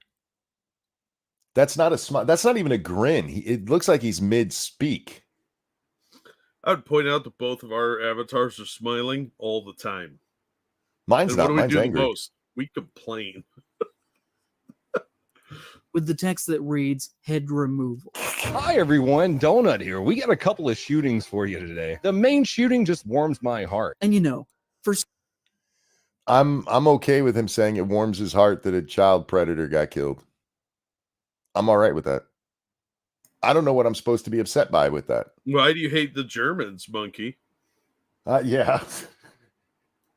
someone who supposedly is so very anti-government, Wendigoon seems very comfortable with a man who makes his living worshipping violence committed by the state. He's a man of no conviction, claiming to be very against the government and for the rights of the people, while at the same time giving a warm embrace to one of the biggest fascist bootlickers on the internet. Okay, I'm largely against the government, but this is this is something that you stupid ass Antifa pricks can't get through your heads.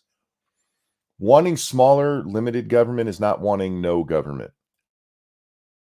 And as far as I know, Wendigoon has never said that he wants an anarchistic society.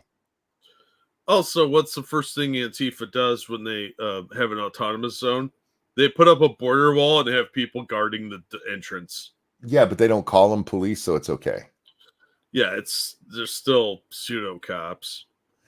Dude should learn what fascism means. He can't because he's retarded. Yeah, yeah. I'm really starting to think this guy has some serious problems. Remember, this is all because people criticized a video he made 2 years ago. Get over it, dude.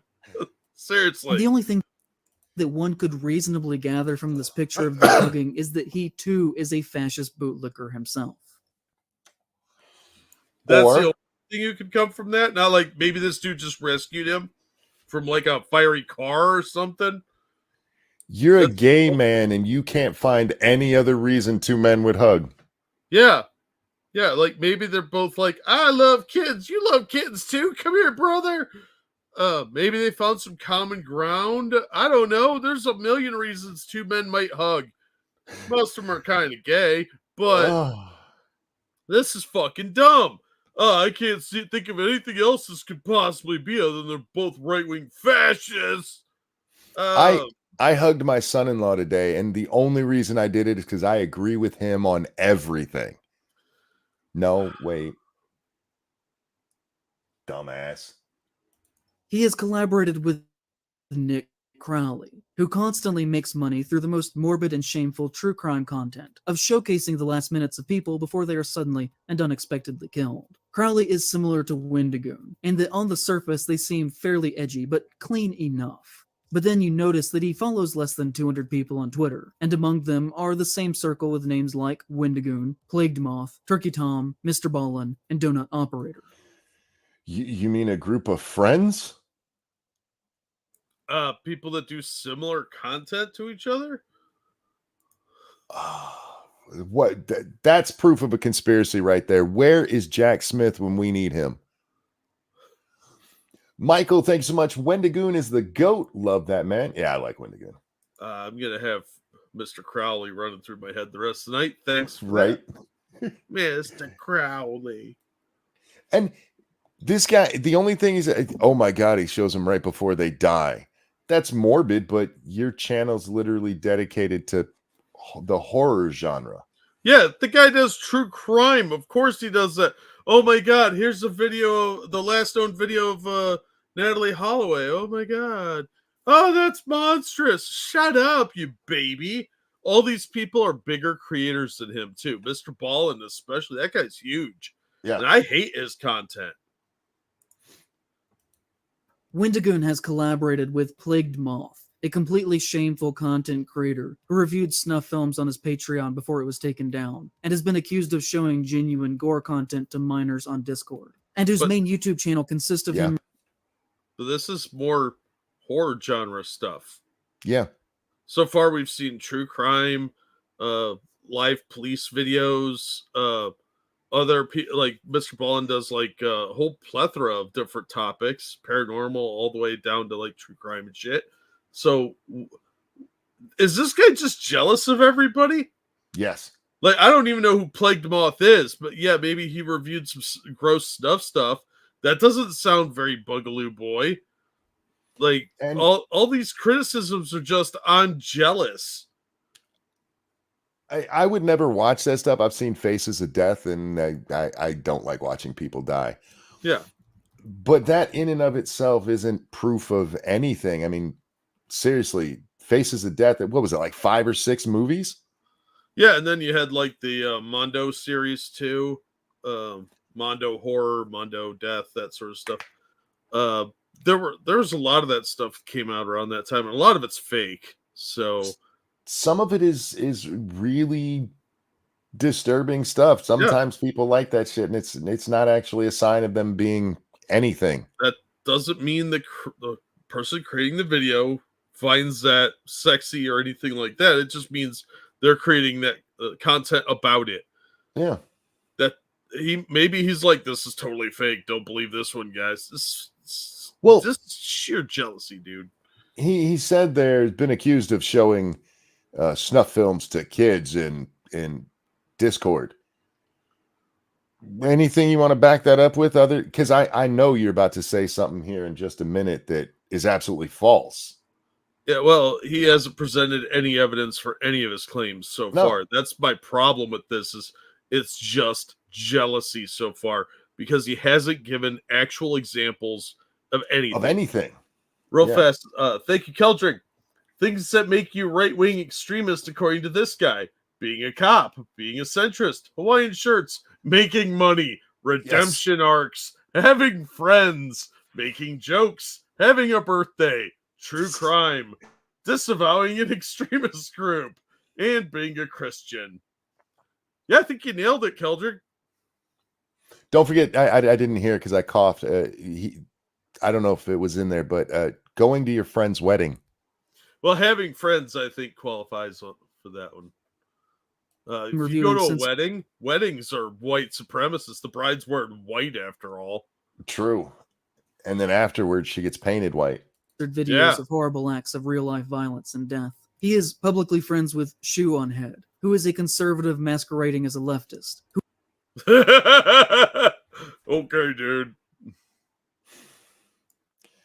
Shoe on Head is a conservative. I almost spit. I was drinking when I watched this the first time. I almost spit all over my computer. This guy's so far left. Everybody's a right-wing extremist. And I like how he's like, oh, the guys in like conspiracy theories and shit. And he just says one right there, like Shoe on Head's that's like saying Alex Jones is a psyop by the left. Who has built a career off of lazy anti-woke content, complaining about SJWs, who came out publicly supporting Bernie Sanders twice. And she supported Antifa initially, don't forget. That got memory hold real fast. Stuff like Karl Marx rising from the grave, finding out his movement has been taken over by fat, ugly, mentally ill losers. He is friends with Brand. I mean, she's wrong there because Karl Marx was a fat loser too, but yeah, he was freeloading off Engels and his family. She's not wrong about what she said about them. They are fat, ugly, mentally ill losers. So was Karl Marx. Yeah. But you can't point out that anything bad about communists. Does that not say everything here? Look, communism is a religion of envy. So that's what I'm hearing him spouting.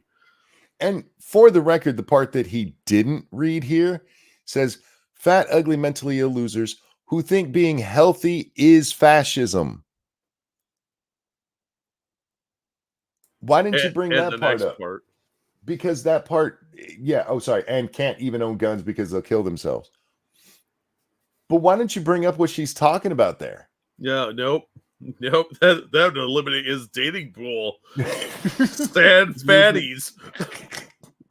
Has been taken over by fat, ugly, mentally ill losers. It's true. He is friends with Brandon Buckingham, a gun. All right. This part is kind of fucked up. Just to explain that picture right there. That's Brandon Buckingham on the left, and that is his grandfather, if I remember correctly, who is recovering from, was it cancer? He's using this picture of a guy showing love to his grandfather who's just gone through some horrific shit. And like, look at this fucking piece of shit. I'm with Penguin on this one.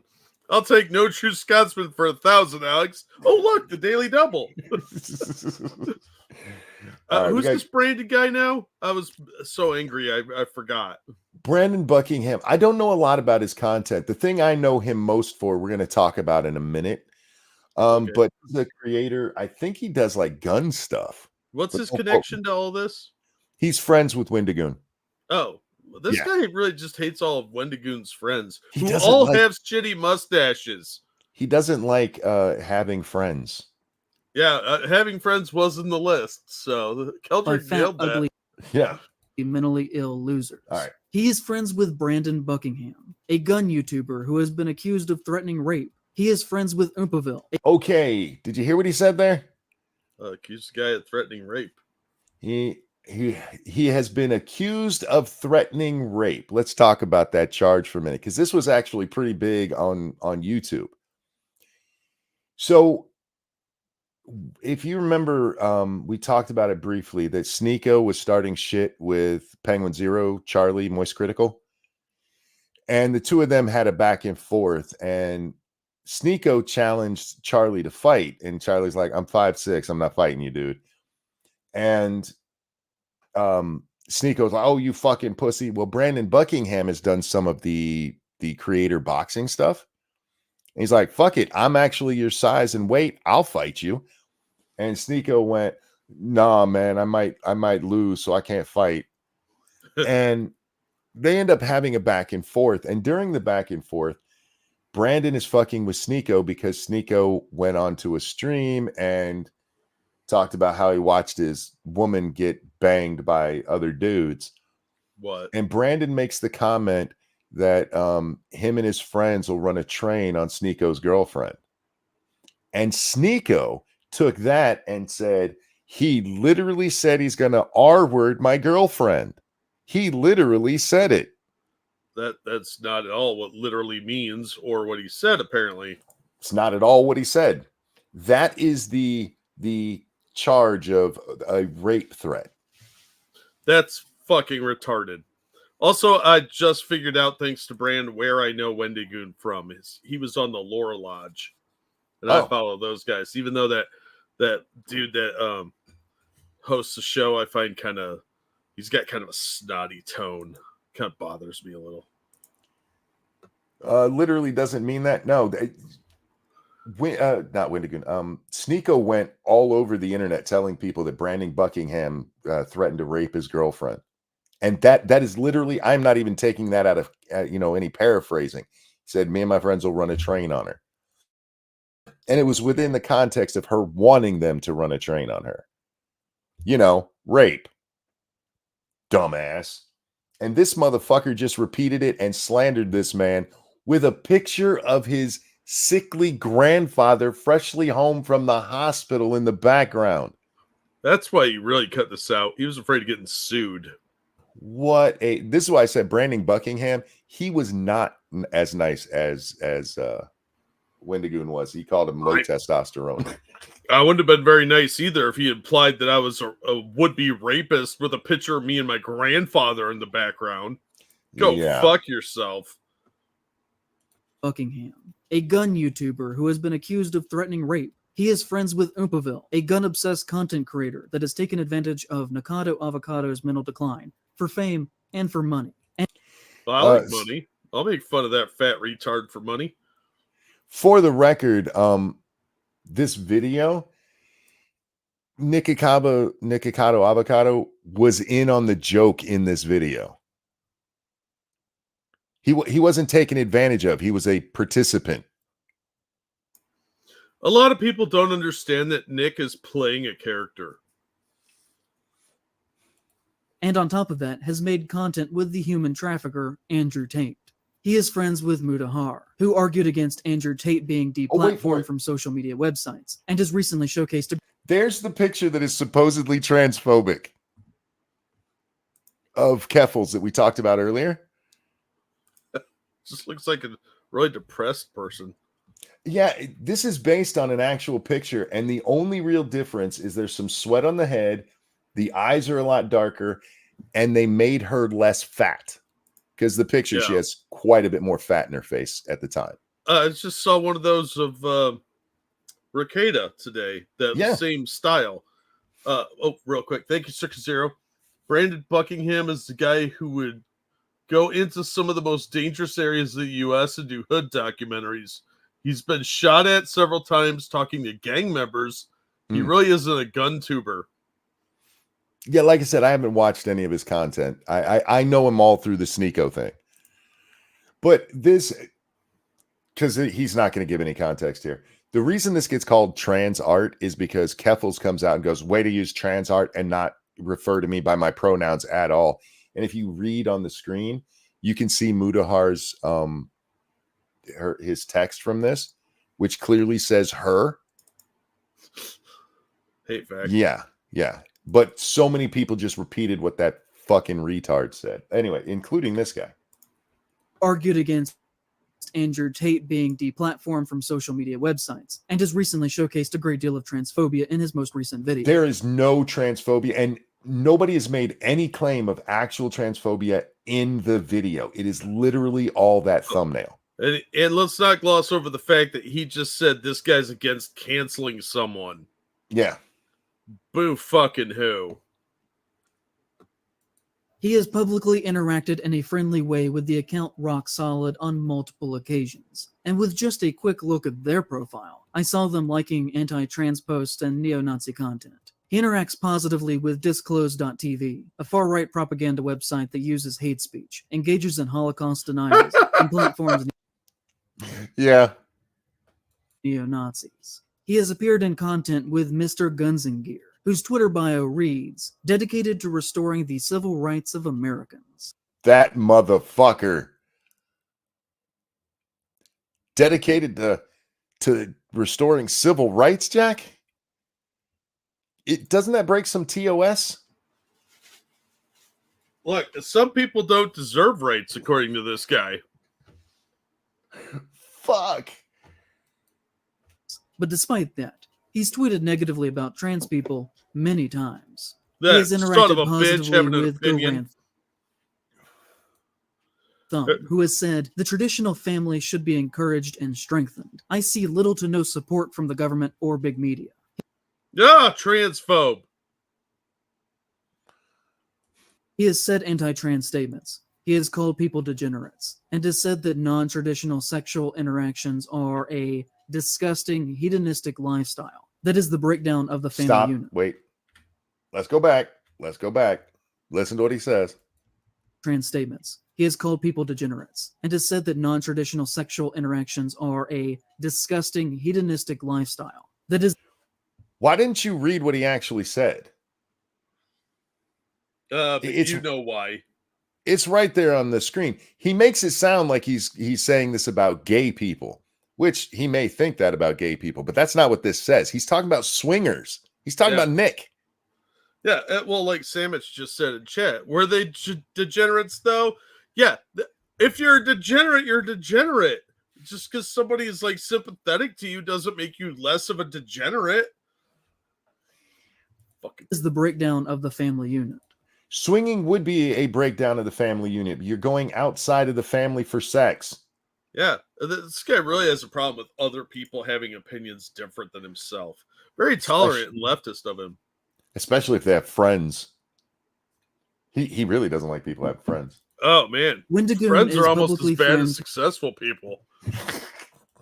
with Brandon Herrera, who has made jokes that implied that he was sympathetic with public shooters who killed leftists, and collaborated with Kyle Rittenhouse, who has posted images of himself with an MP40, which is a gun used by the Nazis. Yes, only the Nazis have ever used a 40. What a fucking retard. Look, if there is a bullshit connection to make, he's going to make it. That he described as the original ghetto blaster. I missed that when I watched the first part. That's actually kind of funny. That is horribly funny. Oh my God. If you guys do not understand why a German military gun would be called the original ghetto blaster, you need to study your history.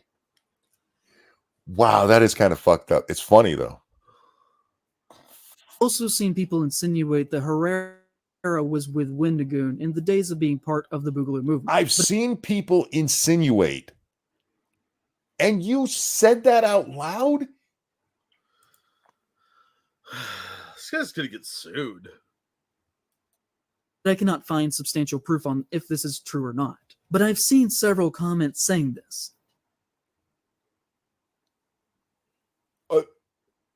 You literally could have just said, I have nothing to say here, and it would have been as meaningful as what you said.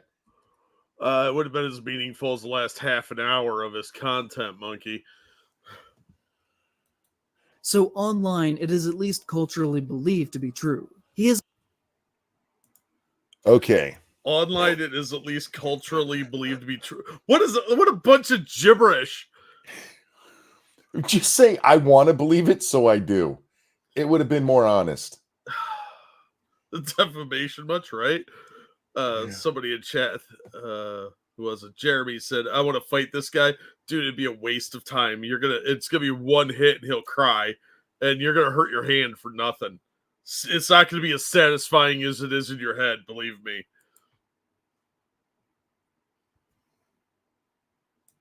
Oh, did you drop again, monkey? My preferred concealed carry. Is that Destiny in the background? Probably not. He's too much of a puss. He can't be American. No, he's just a commie. In my opinion. How can you see the world this way and be a functional human being? Well, we live in a very comfortable society where these people are coddled and they don't have any real consequences for their stupidity. Sorry about that. No worries. has appeared in gun-related content with Haley Luan, an influencer whose content is based entirely. Wait. Can you back that up just a second? He has I appeared don't in care what he's saying. gun-related content with Haley Luan, an influencer whose content. Damn! Oh, shit. Look at that chick on the left there. Is that her? This is her. For a white chick, she's pretty hot. Bro, I don't even know her or care about guns, and I'd do a video with her. I'd like to do a lot of things with her on video, mostly for concealed ones in my bedroom. But she's pretty smoking. As somebody that generally only likes Asians, she kind of has the Asian build too. Yeah, I'm willing to go out of my way. No thigh gap as far as I could tell, but I haven't seen enough of them. It's hard to tell with her jean shorts on here, but I'm betting there is. That's where love is made, in the thigh gap. It is based entirely around making the United States military appear fun and bizarrely sexually appealing. Which they've got guns, so yeah, duh. Are you horse shaming? Yeah. Are you sex shaming? Military. You are sex shaming after just being upset that somebody called swinging degenerate. What a douche. Oh, that's the Army PSYOP girl. Okay. That's still smash. Again, for someone who is supposedly anti-government, he sure does seem to have a lot of wealthy white friends who actively work to uphold the values of the American empire. What? So if he's anti-government, he has to have only POCs as friends? Again, he keeps saying anti-government. And I've never heard Wendigoon be like, we should have no government at all. That's your side, retard. Yeah, those are those pretend anarchists that would die on day one of an actual anarchy. Okay, for those of you who've been here long enough for this, when I started this segment, how many of you guys doubted me about what his criticism was? About it being him being rich, wearing Hawaiian shirts, and having friends. Is that not an accurate description of this? Oh, dude, this is so painful. This guy is fucking idiot. He really is. His level of jealousy and envy is staggering.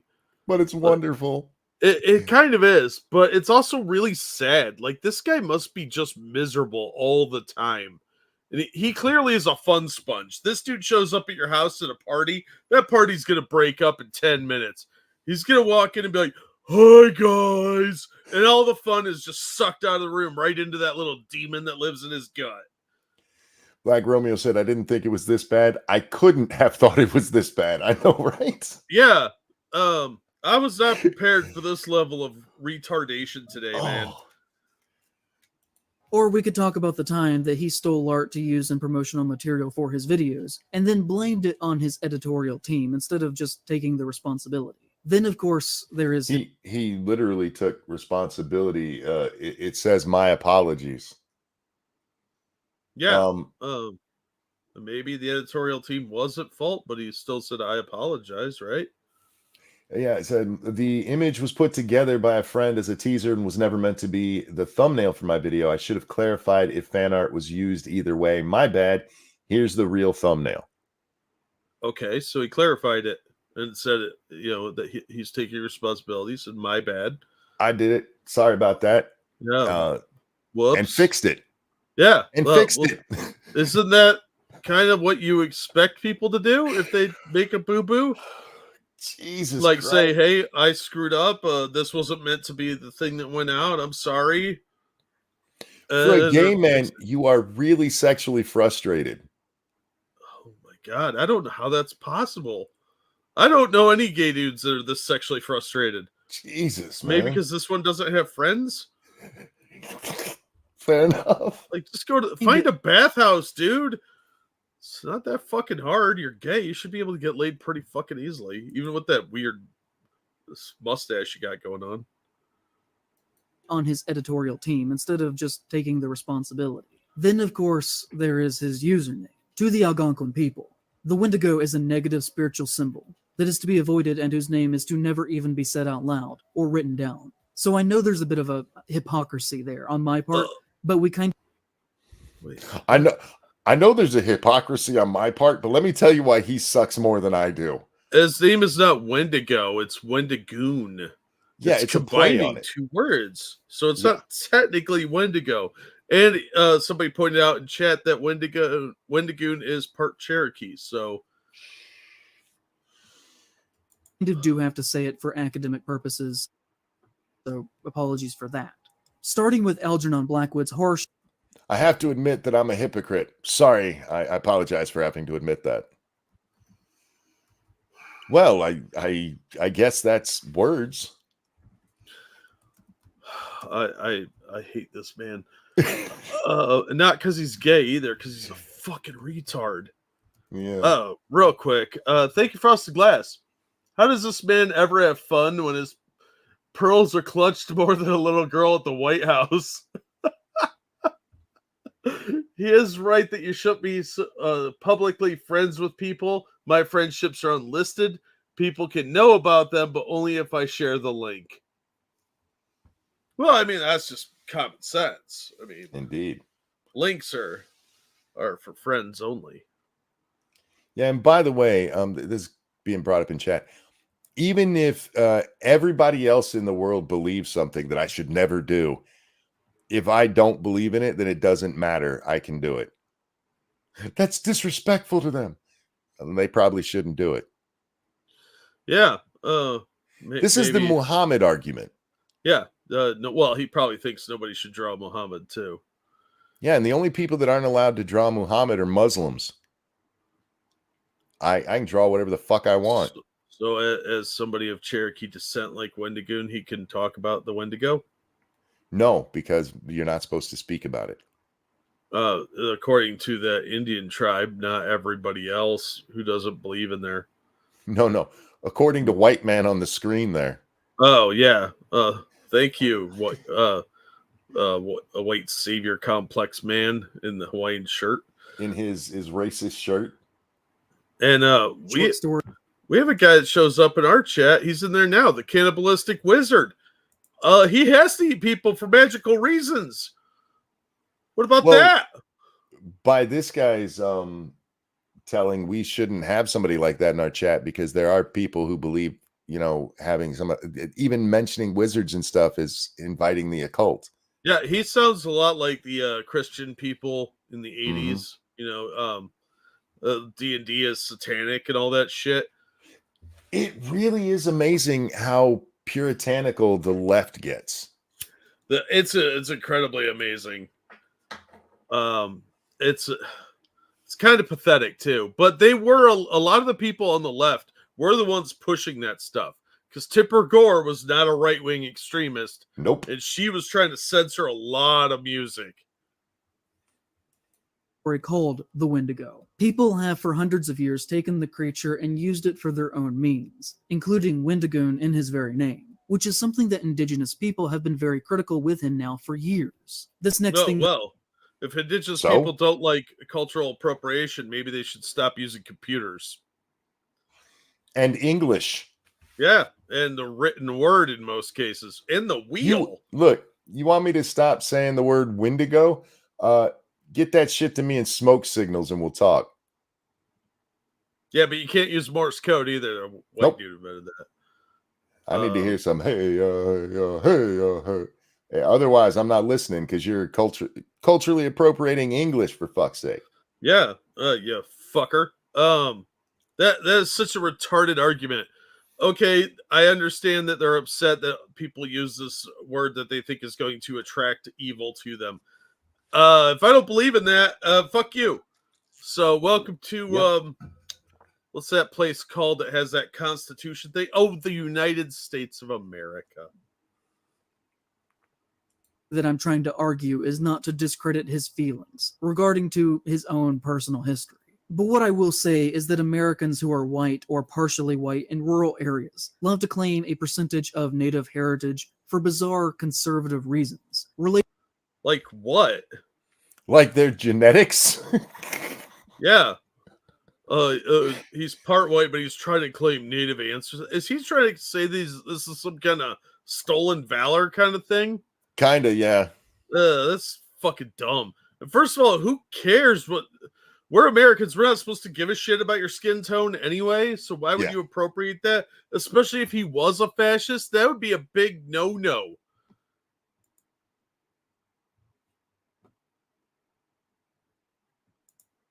Ah, he left again. English stole from Frisians, French, Spaniards, Germanic, Gaelic, Latin, and some Greek. It's mostly German and Latin combination. Because our great-great-grandparents sitting in there's banged. Yep. Lizzie Warren. Shh, we don't talk about that one. Or Rachel Dolezal. That's funny, dangerous. So weird how that works. Yeah, the hypocrisy knows no bounds.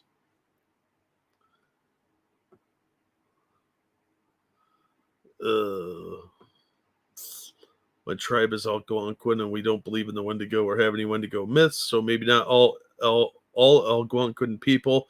Did this guy just assume my beliefs? Yes, he's taking offense on your behalf because that's what the white savior does. He's got it's the white man's burden to lift up the minorities, and that unfortunately is an old belief by a lot of racist people. Oh, welcome back. All the way out this time. I just had to redo the computer connection last time. This one made me redo everything. I think that's enough of douchebag anyways. I will throw this in the chat for the people who want to watch the last, what? We only got through half of that. Oh, God. Oh, God. We only got through half that. It took us like an hour and a half to do that. And we skipped the part where you read the statement about the Boogaloo Boys. So if you guys want to see the rest of that, there you go. But my computer's acting up. My little Wi-Fi thing keeps overheating. And I thought I had a backup, and I don't, so I have to get a new one. But I think we covered enough of him to let people see what's going on there. Yeah, so let's do a quick rundown here. He's against people that are police, mixed race, centrists, right-wingers, Hawaiian shirts, making money, redemption arcs, having friends, spending time with friends, anything friend-oriented, making jokes, having birthdays, true crime, disavowing an extremist group, being a Christian, and claiming ancestry, whether you have it or not, I guess. And he's against people who have had false charges leveled against them on the internet. Oh, yeah, because all charges made on the internet must be true, apparently. In the one, he's even like, I can't even verify that, but I'm going to say it. I'm going to say it anyway, even though I can't verify it. That's how you get sued, man. Jesus, man. What a fucking stupid asshole. All right, guys. Only two things today because they were both rather long, but thanks for hanging out with us. Some of you guys have been here since the beginning, and we went 3.5 on this one, Jack. Yeah, well, it's kind of hard not to. There's some pretty stupid shit in this. I would do another 1.5 hours if my computer wasn't acting up. I was enjoying that so much because I love retards. They make my job so easy. They're like, here, monkey, content. And I was like, thank you so very much. Yeah, it's very nice of them to do that, but I'm gonna make fun of you over and over and over again. Yeah, we're 'Cause you're an gonna idiot. end up coming back to this asshole in the future. Well, according to his Twitter post, which I really should just bring up, I'll throw it into chat if anybody wants to read it. He's taking a whole month off so he can get his thoughts together. Yeah, Yes. because he got pushback and he can't handle that. Let me see where the fuck is that stupid ass statement. Bum, bum, bum, bum. Oh man, that entire thread he put on Twitter was just painful to read. Oh shit! I think he blocked me. Oh yeah. I am unable to view this because he limits who can see it. Well, if you guys aren't blocked and he didn't lock down his account, you should still be able to watch or to read it. I just can't anymore. Whoopsie. All I did was point out that he's dumbass. Oh, I'm not blocked. Hold on. Like I said, they should still be able to read it from the block there because Yeah. I can still get the what a pussy. Now I want be unblocked just long enough to link him this part of the video. Now we may need to watch the rest of this video tomorrow. Yeah. But anyway, guys, thanks for hanging out. Thank you so very much for the donations. You guys are so kind, and we really do appreciate it. We want to get rich enough that guy makes a video bitching about us. Oh, dare to dream. Dare to dream. And I will wear nothing but Hawaiian shirts from then on. People don't even see us and we do it. I'm half tempted to make a little Hawaiian shirt collar for my monkey now. I think you're gonna have to. Oh God. Hit up Grisella, have him do a full body with the Hawaiian shirt on there. He'd probably do it. I could just put my face over Wendigoon. Oh, there you go. That'd be really easy. Anything you want to shell out, my friend? I'll drop some links to some cool videos. As always, thank you so much for all the support you guys give us, all the tips and donations. We really do appreciate it. And coming out night after night. Don't forget to like, share, and subscribe because you guys are awesome. Let's see. Were you able to actually still read his post? Yeah. Oh yeah. So if you're seeing it as blocked, you got blocked by him as well. Oh, nope. He just blocked me because I could see it 5 minutes ago and I can't now. I wonder if he was watching the stream. He's probably listening like a bitch. He probably saw that Wendigoon was in the title. Like, Jeff Wyatt, thank you so much. He says, love it. Appreciate it. Glad you enjoyed it. But with that, we're going to wrap this one up. Guys, thanks so much for watching, Jack. A pleasure as always, my friend. Always glad to be here. Everybody have a wonderful time. And whatever the hell your name is, get a fucking life. Take care, guys. We'll see you next time. Bye, everybody.